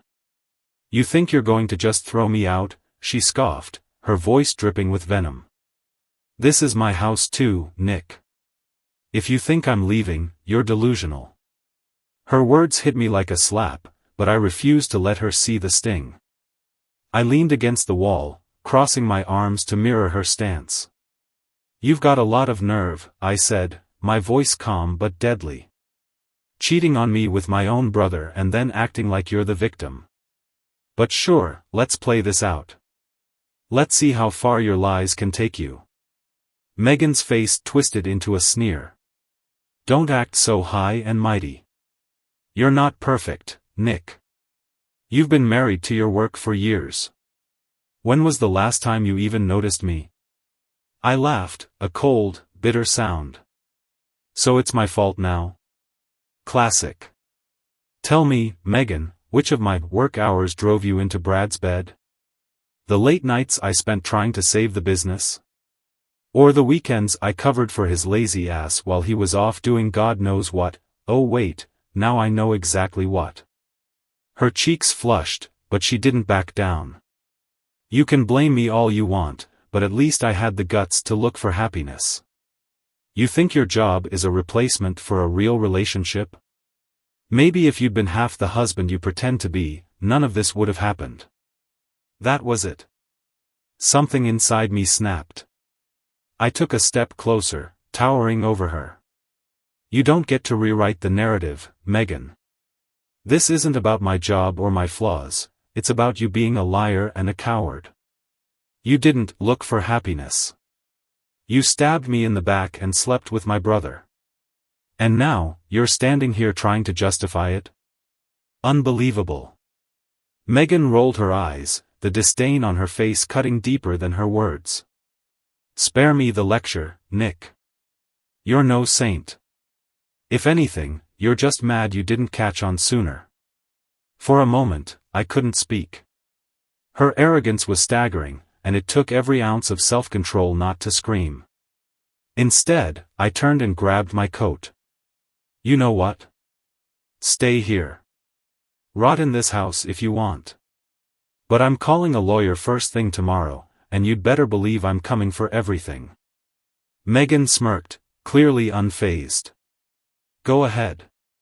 I've already spoken to one. You're not as smart as you think, Nick." The words hit me like a freight train. She'd already planned for this. She'd been anticipating the fallout, preparing for it like it was just another box to check off her to-do list. But before I could respond, the sound of a car pulling into the driveway caught my attention. I turned to the window and froze. It was Brad. Of course, he'd come. Like the snake he was, he'd probably been waiting for Megan to call him, ready to swoop in and save her. My blood boiled as I watched him step out of his car, his face still wearing that smug expression I'd seen earlier at the office. "I swear to God," I muttered, pushing past Megan and heading for the door. "Nick, don't," Megan started, but I was already outside, slamming the door behind me. Brad barely had time to react before I was in his face. "You've got some nerve showing up here," I growled, jabbing a finger into his chest. "What, coming to comfort her? To play the knight in shining armor? You really think I'm going to let you waltz in here after what you've done?" Brad raised his hands in mock surrender, his expression maddeningly calm. "Nick, let's not do this here." "Oh, we're doing this," I snapped, my voice rising. "You don't get to slink away this time, Brad. While I was busting my ass keeping the business afloat, you were screwing my wife. And now you're here, acting like what? Like you're the better man?" His jaw tightened, but he still tried to play it cool. "Look, I didn't plan for this to happen. It happened, okay? We didn't mean to hurt you." I laughed, loud and bitter. "Didn't mean to hurt me? Are you kidding? You think that makes it better?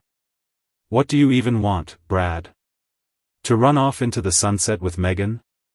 Or were you just bored and decided to ruin my life for fun?"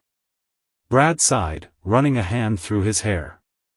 "Nick, this isn't the time or place. There's never a good time for this." I exploded. "And you know what? I'm done talking. You and I are finished, business, family, everything. Get out of my life. Both of you." The door creaked open behind me, and Megan appeared, her arms crossed as she surveyed the scene with thinly veiled irritation. "Oh, for God's sake," she said, rolling her eyes. "Can we stop this macho nonsense? Brad, just go. I'll handle Nick." "Handle me?" I repeated, turning back to her. "You think this is something you can handle? Let me make one thing clear, Megan. You've destroyed this marriage. You've destroyed my trust. And as far as I'm concerned, you and Brad can rot together. I'm done." I didn't wait for a response. I walked past her, back into the house, and slammed the door. My chest heaved as I leaned against the wall, every muscle in my body trembling with rage and exhaustion. I didn't know what my next move would be, but one thing was clear: Megan and Brad had underestimated me. They thought they'd won, but the game was just getting started. The silence in the house was oppressive. My mind raced, replaying every word, every lie, every moment that led to this mess. I couldn't stay there, not another second. The walls seemed to close in on me, each one whispering their betrayal. I grabbed my keys and walked out the back door, leaving Megan and Brad to stew in their collective filth. I drove aimlessly, trying to clear my head. The streets were quiet, the city lights casting eerie shadows across the dashboard. As I passed the dimly lit windows of a late-night diner, my phone buzzed again. This time, it wasn't Megan or Brad. It was Lisa. "Lisa, Nick, you need to meet me. Now." Her urgency was unsettling. My first instinct was to ignore it. What more could she possibly say? But something in her tone from earlier nagged at me. Lisa had no reason to lie. If anything, she seemed genuinely regretful for staying silent as long as she had. I turned the car around and headed to a small coffee shop where Lisa and I had met a handful of times in the past, usually for casual chats about Megan's birthday surprises or gift ideas. This time, it felt different, like a meeting with a co-conspirator in a crime I hadn't agreed to commit. When I arrived, Lisa was already there, sitting in a corner booth. Her face was pale, her eyes darting nervously toward the door as if she expected Megan or Brad to barge in at any moment. She waved me over, and I sat across from her, my patience already threadbare. "What is it, Lisa?" I demanded, leaning forward. "What else do I need to know?" She hesitated, biting her lip, her hands clutching the coffee cup so tightly I thought it might crack. "There's something I didn't tell you earlier," she began, her voice low. I wasn't sure how to say it. "Out with it," I snapped, my tone harsher than I intended. Lisa took a deep breath and leaned closer. "Megan wasn't just with Brad. There's someone else. Someone you know." Her words hit me like a freight train. My stomach twisted into knots. "Who?" I demanded, my voice a whisper but laced with fury. Lisa glanced around, her face pale. "Ryan." My heart dropped. Ryan was one of my oldest friends, someone I'd trusted implicitly. We'd been through everything together: college, weddings, late-night drinking sessions where we swore we'd never let anything come between us. "Are you sure?" I asked, my voice cracking. She nodded solemnly. "I saw them together, Nick. A few months ago." I didn't say anything because I thought maybe it was just a mistake, something she regretted. But it wasn't. It's been going on for months, maybe longer. The room seemed to tilt. My vision blurred as rage bubbled to the surface, threatening to explode.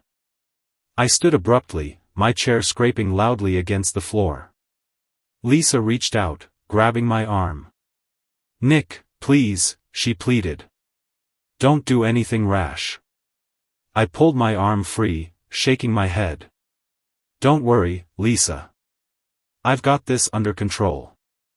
I stormed out of the diner, my mind racing. Brad was one thing. I could almost understand how sibling rivalry and jealousy could twist someone into that kind of betrayal. But Ryan? He had no excuse. He was supposed to be my friend.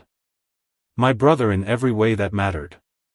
I wasn't going to sit back and let this slide. If Megan wanted to surround herself with liars and cheats, I'd let her. But not before I made sure they all understood the gravity of what they'd done. I arrived at Ryan's place in record time, the tires screeching as I pulled into his driveway. His lights were on, and I could see his silhouette through the living room window, casually lounging on the couch like he didn't have a care in the world. I pounded on the door, my fist echoing through the quiet neighborhood. The sound startled him. He stood up, peering through the blinds before cautiously opening the door. The second I saw his face, my rage boiled over. "Nick?" he asked, confusion flickering across his features. "What's going on?" I didn't bother with words. My fist connected with his jaw before he could say another word. He stumbled back, clutching his face, eyes wide with shock. "You think you can betray me like that and just sit here, acting like nothing's wrong?" I shouted, advancing on him. "What the hell are you talking about?" he sputtered, backing away as I followed him into the house. "Megan!" I roared. "Don't play dumb, Ryan. I know everything. You and her, sneaking around behind my back. Was it worth it?" His eyes widened further, and for a moment, I thought I saw genuine confusion. But then his face hardened, and he raised his hands in a pathetic attempt to placate me. "Nick, listen. Don't you dare," I growled, shoving him hard against the wall. "Don't you dare try to spin this. You were supposed to be my friend." "I didn't mean for it to happen," he blurted, his voice cracking. Megan, she came to me. She said you didn't love her anymore, that you were too busy for her." I slammed my fist into the wall beside his head, cutting him off. "So that's your excuse? She manipulated you? Spare me the sob story, Ryan. You're just as guilty as she is." He didn't deny it. His silence was deafening, a confession in itself. I turned and walked out, slamming the door behind me. My anger was a living thing, pulsing in my chest, clouding my thoughts. But amidst the chaos, one thing became clear. This wasn't just about Megan anymore. It wasn't just about Brad or Ryan. It was about me reclaiming my life from the wreckage they'd left behind. And I wasn't done yet. I sat in my car, my knuckles throbbing from the punch I'd delivered to Ryan's jaw and the wall that had absorbed my fury. My heart was pounding, but I wasn't just angry anymore. I was something else. A mix of disgust, adrenaline, and this gnawing sense that I was still missing a piece of the puzzle. Megan, Brad, Ryan, these betrayals were bad enough. But there was something about the way Lisa had looked at me, the way she hesitated earlier, that didn't sit right. I couldn't shake the feeling that she hadn't told me everything. My phone buzzed on the seat beside me. Another text from Lisa. "Lisa, Nick, I need to come clean. Call me." I stared at the message for a long moment, debating whether I even wanted to hear more. At this point, what could she possibly say that would make things worse? But then again, that nagging feeling told me to pick up the phone. When Lisa answered, her voice was trembling. "Nick, I didn't tell you the whole truth earlier," she began. I leaned back in my seat, the exhaustion starting to weigh on me. "Lisa, I'm already standing on the edge. If you've got more bad news, just spit it out." She hesitated, and when she spoke, her words came out in a rush. "It's not just Brad and Ryan. She's been using you, Nick. From the start." My grip tightened on the phone. "Using me? What the hell are you talking about?" "She doesn't love you," Lisa said softly, and I could hear the regret in her voice. "She never did. You were always just convenient. A stepping stone." The words sliced through me like a razor. "You're telling me that the past 10 years of my life were a lie?" That the woman I married never cared about me at all? Lisa let out a shaky breath. I'm sorry, Nick. I should have told you sooner, but I was scared. Megan has this way of making everyone feel like they owe her something. She's manipulative. Dangerous, even. I laughed bitterly, rubbing my temple as the weight of her words settled in. Dangerous? What does that even mean, Lisa? What aren't you saying? She's been moving money, Nick, Lisa admitted. Not just the separate account I told you about earlier. She's been funneling your business profits, millions, into offshore accounts. Brad's been helping her, and I wouldn't be surprised if Ryan's involved too. The world tilted. Millions? Offshore accounts? This wasn't just a messy affair anymore, this was outright sabotage. Fraud. Theft. How do you know all this? I asked, my voice cold. Because I helped her, Lisa admitted, her voice barely a whisper.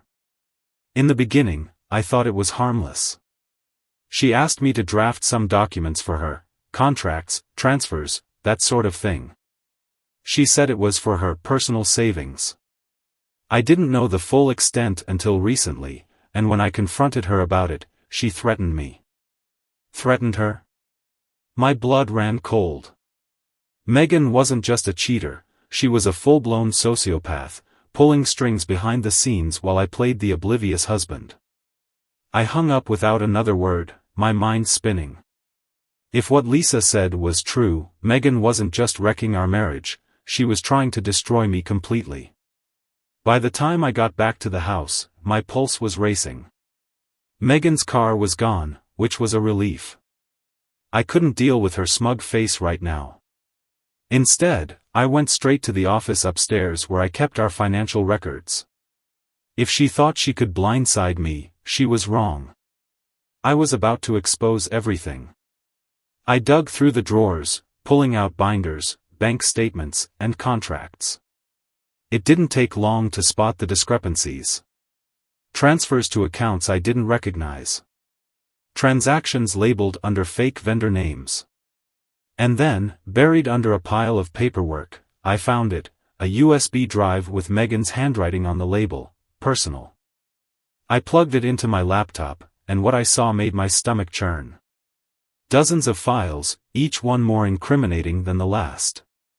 Copies of offshore account statements, wire transfers, and even emails between Megan and Brad, outlining their plans to buy me out of my own company once they'd bled it dry. But the kicker? An email from Megan to Ryan. Subject, the plan. Megan, don't worry about Nick. He's too stupid to figure this out. Once the deal with Brad goes through, I'll cut you in. We'll both be free of him, and you'll finally get what you deserve. I stared at the screen, my hands shaking. It wasn't just betrayal anymore. This was treachery on a level I couldn't have imagined. They weren't just cheating, they were conspiring to ruin me, to leave me with nothing.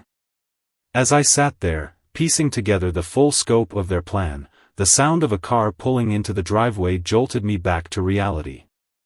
Megan was home. I clenched my fists, my anger boiling over. But this time, I wasn't just angry, I was prepared. I grabbed the USB and the stack of incriminating documents, stuffing them into a bag.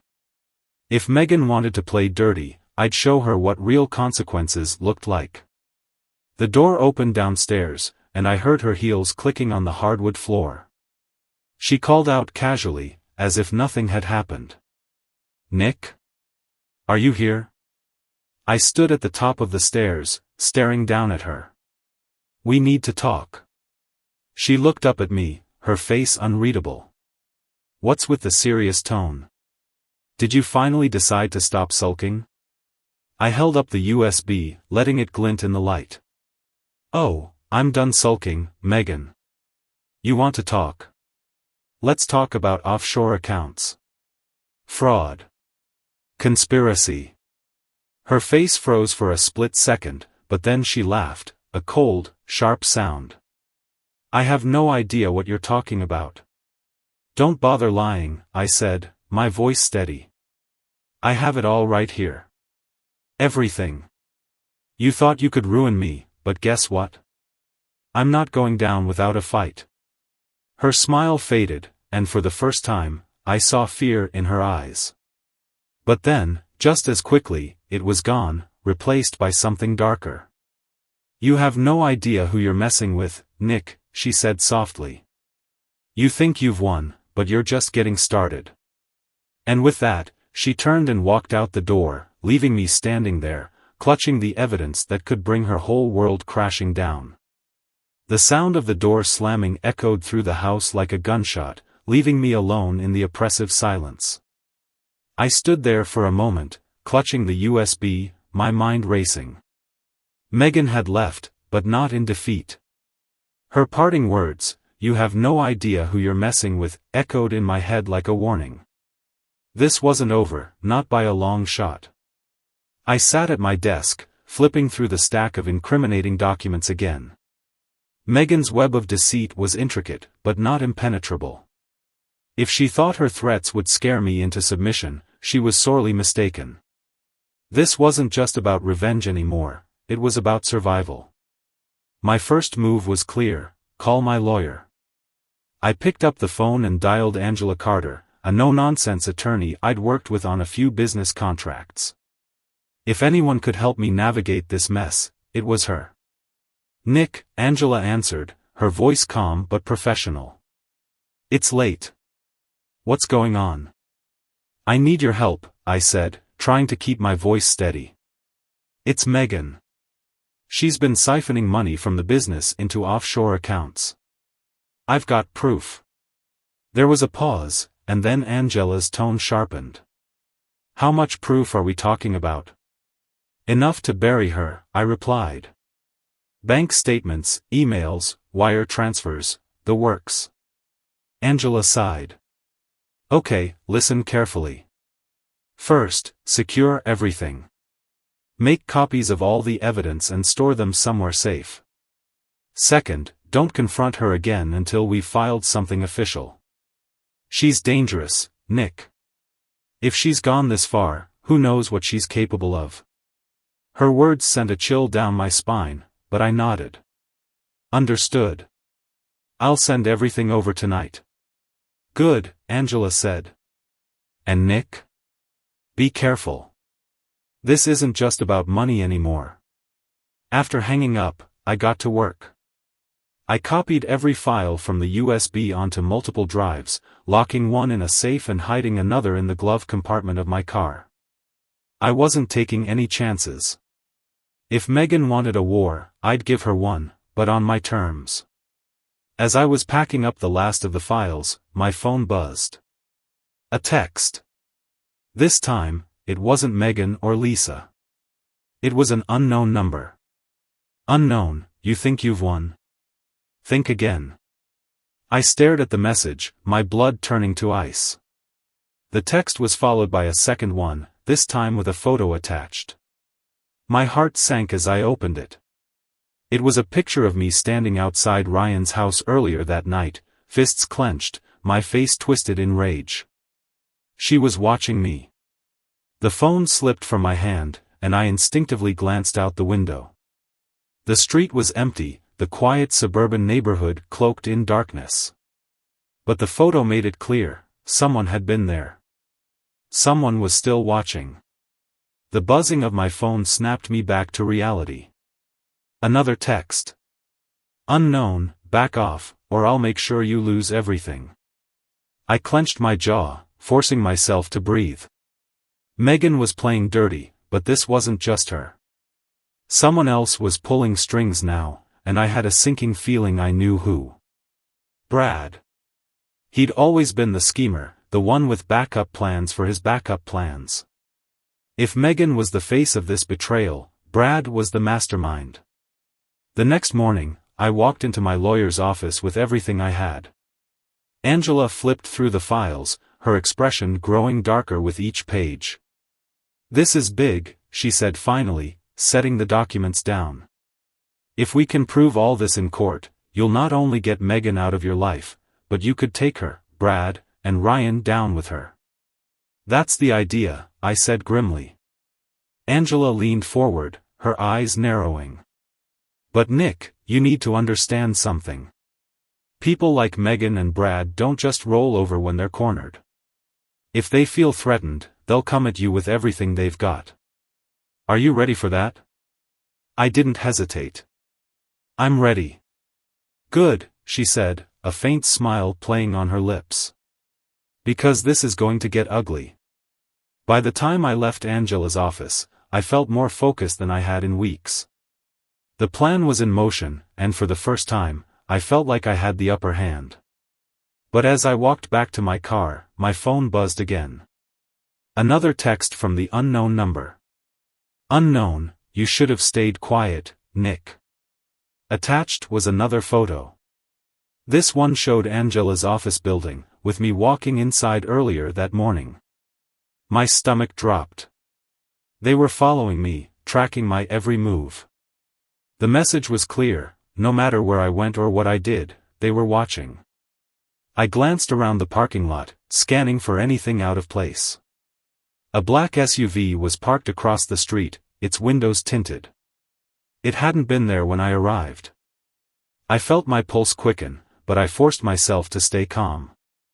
Without hesitation, I walked back to Angela's office and told her about the texts and the photos. Her expression hardened, and she immediately called security.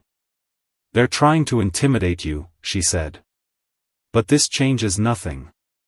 If anything, it strengthens our case. They're desperate. Desperate people do stupid things, I muttered, my mind racing. I need to know who's behind this. Angela nodded. We'll figure it out. But for now, be careful. Watch your back, Nick.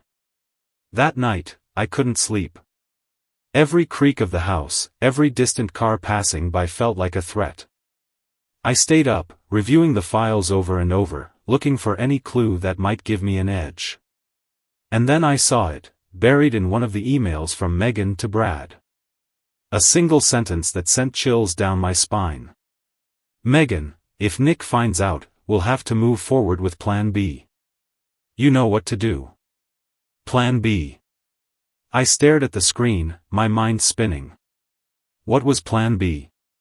And how far were they willing to go to silence me? I didn't have the answer yet, but one thing was certain, I wasn't just fighting for my marriage or my business anymore. I was fighting for my life.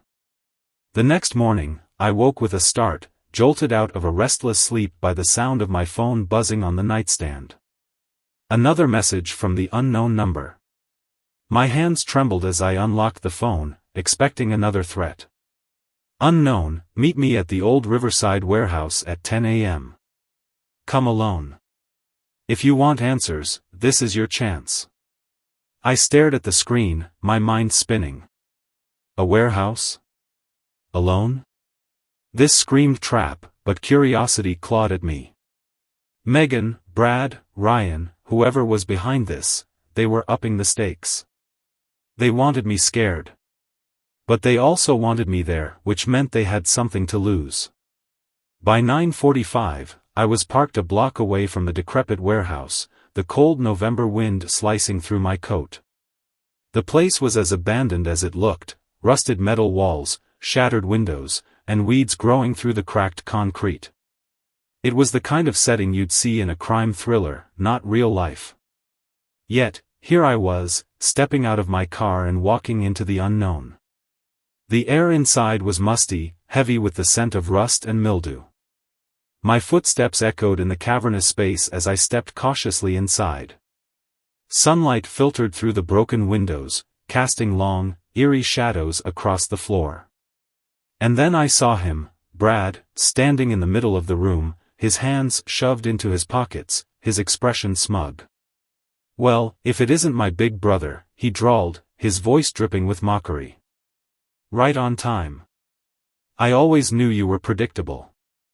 I clenched my fists, forcing myself to stay calm. What do you want, Brad? More excuses? Another chance to stab me in the back? He smirked, pulling a cigarette from his pocket and lighting it. I want to talk, Nick.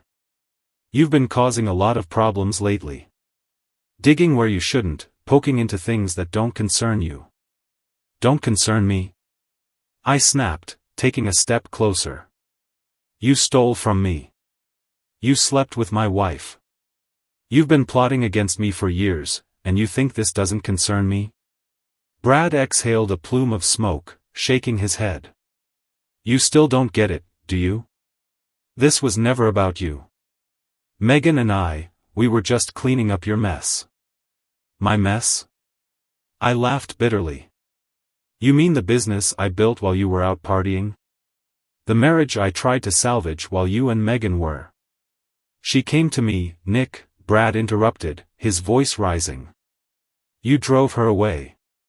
All those late nights, the constant stress. She needed someone, and I was there. But this isn't about Megan. This is about the business. You're in over your head, and we couldn't let you take us down with you. I took another step forward, my anger boiling over. You're unbelievable. You think stealing from me is justified? That plotting behind my back is somehow noble?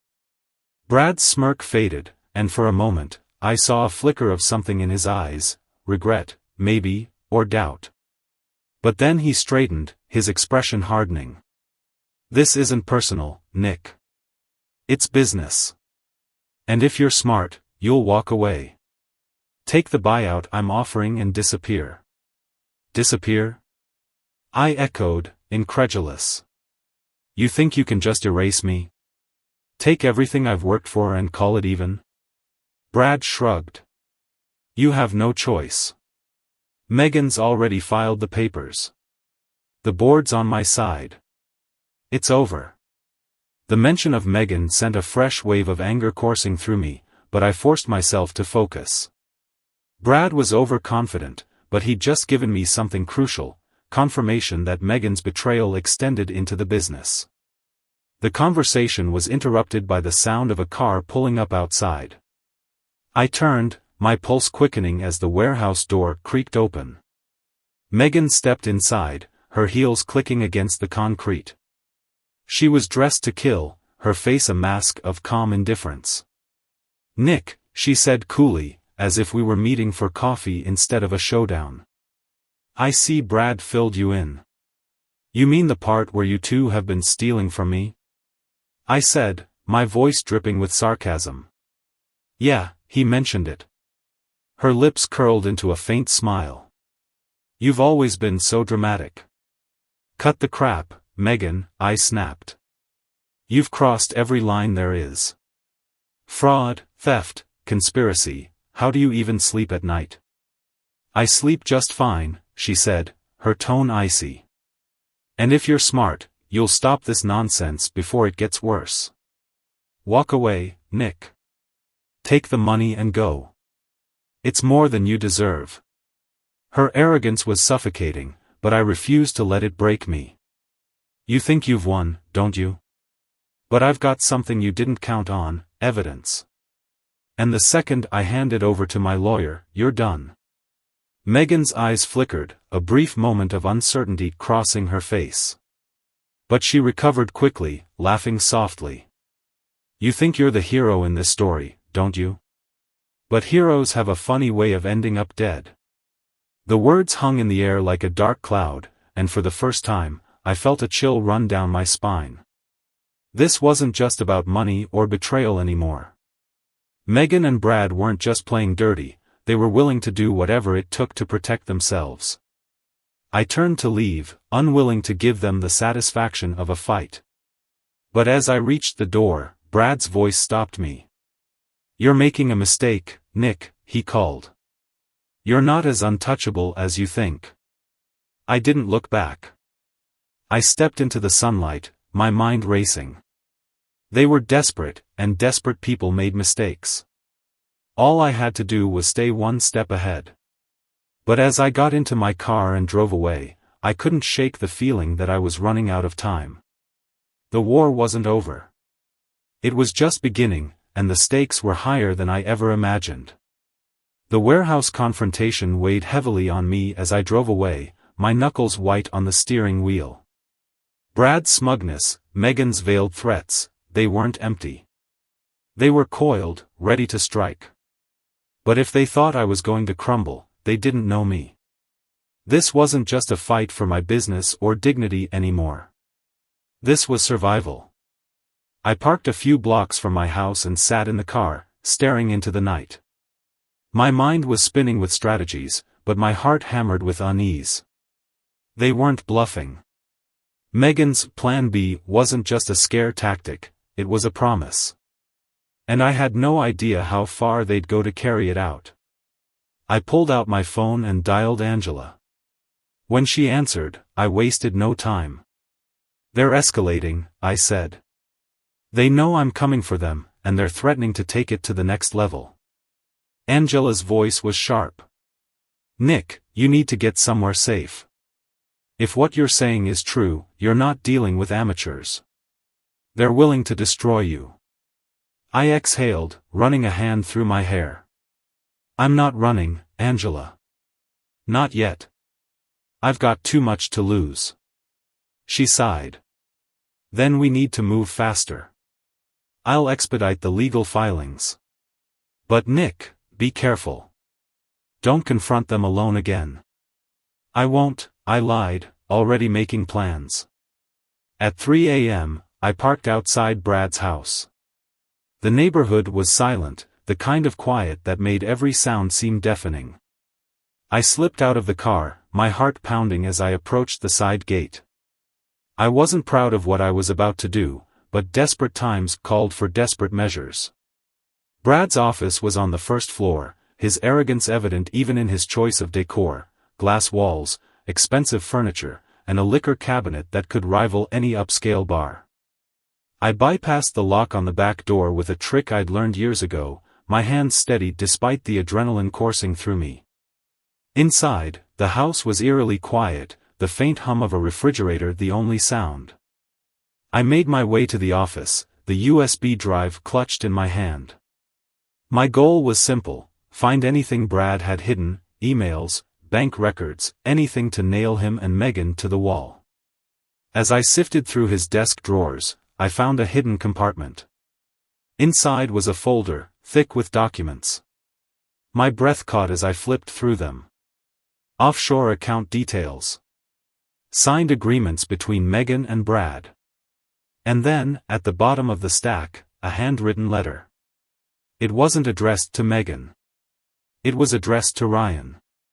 "Brad, once Nick's out of the picture, you and I can divide the assets. Megan won't even see it coming." The ground shifted beneath me. This wasn't just about me anymore. Brad was double-crossing Megan, just as easily as he'd betrayed me. A bitter laugh escaped my lips. Snakes always ended up eating each other. I snapped photos of the documents and tucked the folder back in place. But as I turned to leave, a creak on the floorboards behind me froze me in place. "Couldn't resist, could you?" Brad's voice was low, dangerous. He stood in the doorway, a pistol in his hand, his expression devoid of the smugness I'd seen earlier. I raised my hands slowly, my mind racing. "Brad, put the gun down. You don't want to do this." He stepped closer, the barrel trained on my chest. "You've always been so damn righteous, Nick. Always thinking you're better than me. But look where that got you." I forced myself to stay calm, my voice steady. "You're in over your head, Brad. I've got enough evidence to take you, Megan, and Ryan down. Pull that trigger, and it's over for you too." He smirked, the same infuriating smirk I'd seen my entire life. Evidence doesn't mean a damn thing if you're not around to use it. Before he could move, the sound of shattering glass erupted from behind him. Brad spun around, but it was too late. Megan stepped through the broken window, a gun of her own raised. "Brad," she said coldly, "you really thought you could cut me out?" The shock on his face was almost comical. "Megan, what are you doing?" She didn't answer. The shot rang out, deafening in the enclosed space. Brad crumpled to the floor, his eyes wide with disbelief as blood pooled beneath him. I stared at Megan, my heart pounding. "What the hell are you doing?" She turned to me, her expression unreadable. "Cleaning up the mess. You think this fixes anything?" I shouted. "You just murdered him." She shrugged, tucking the gun into her coat.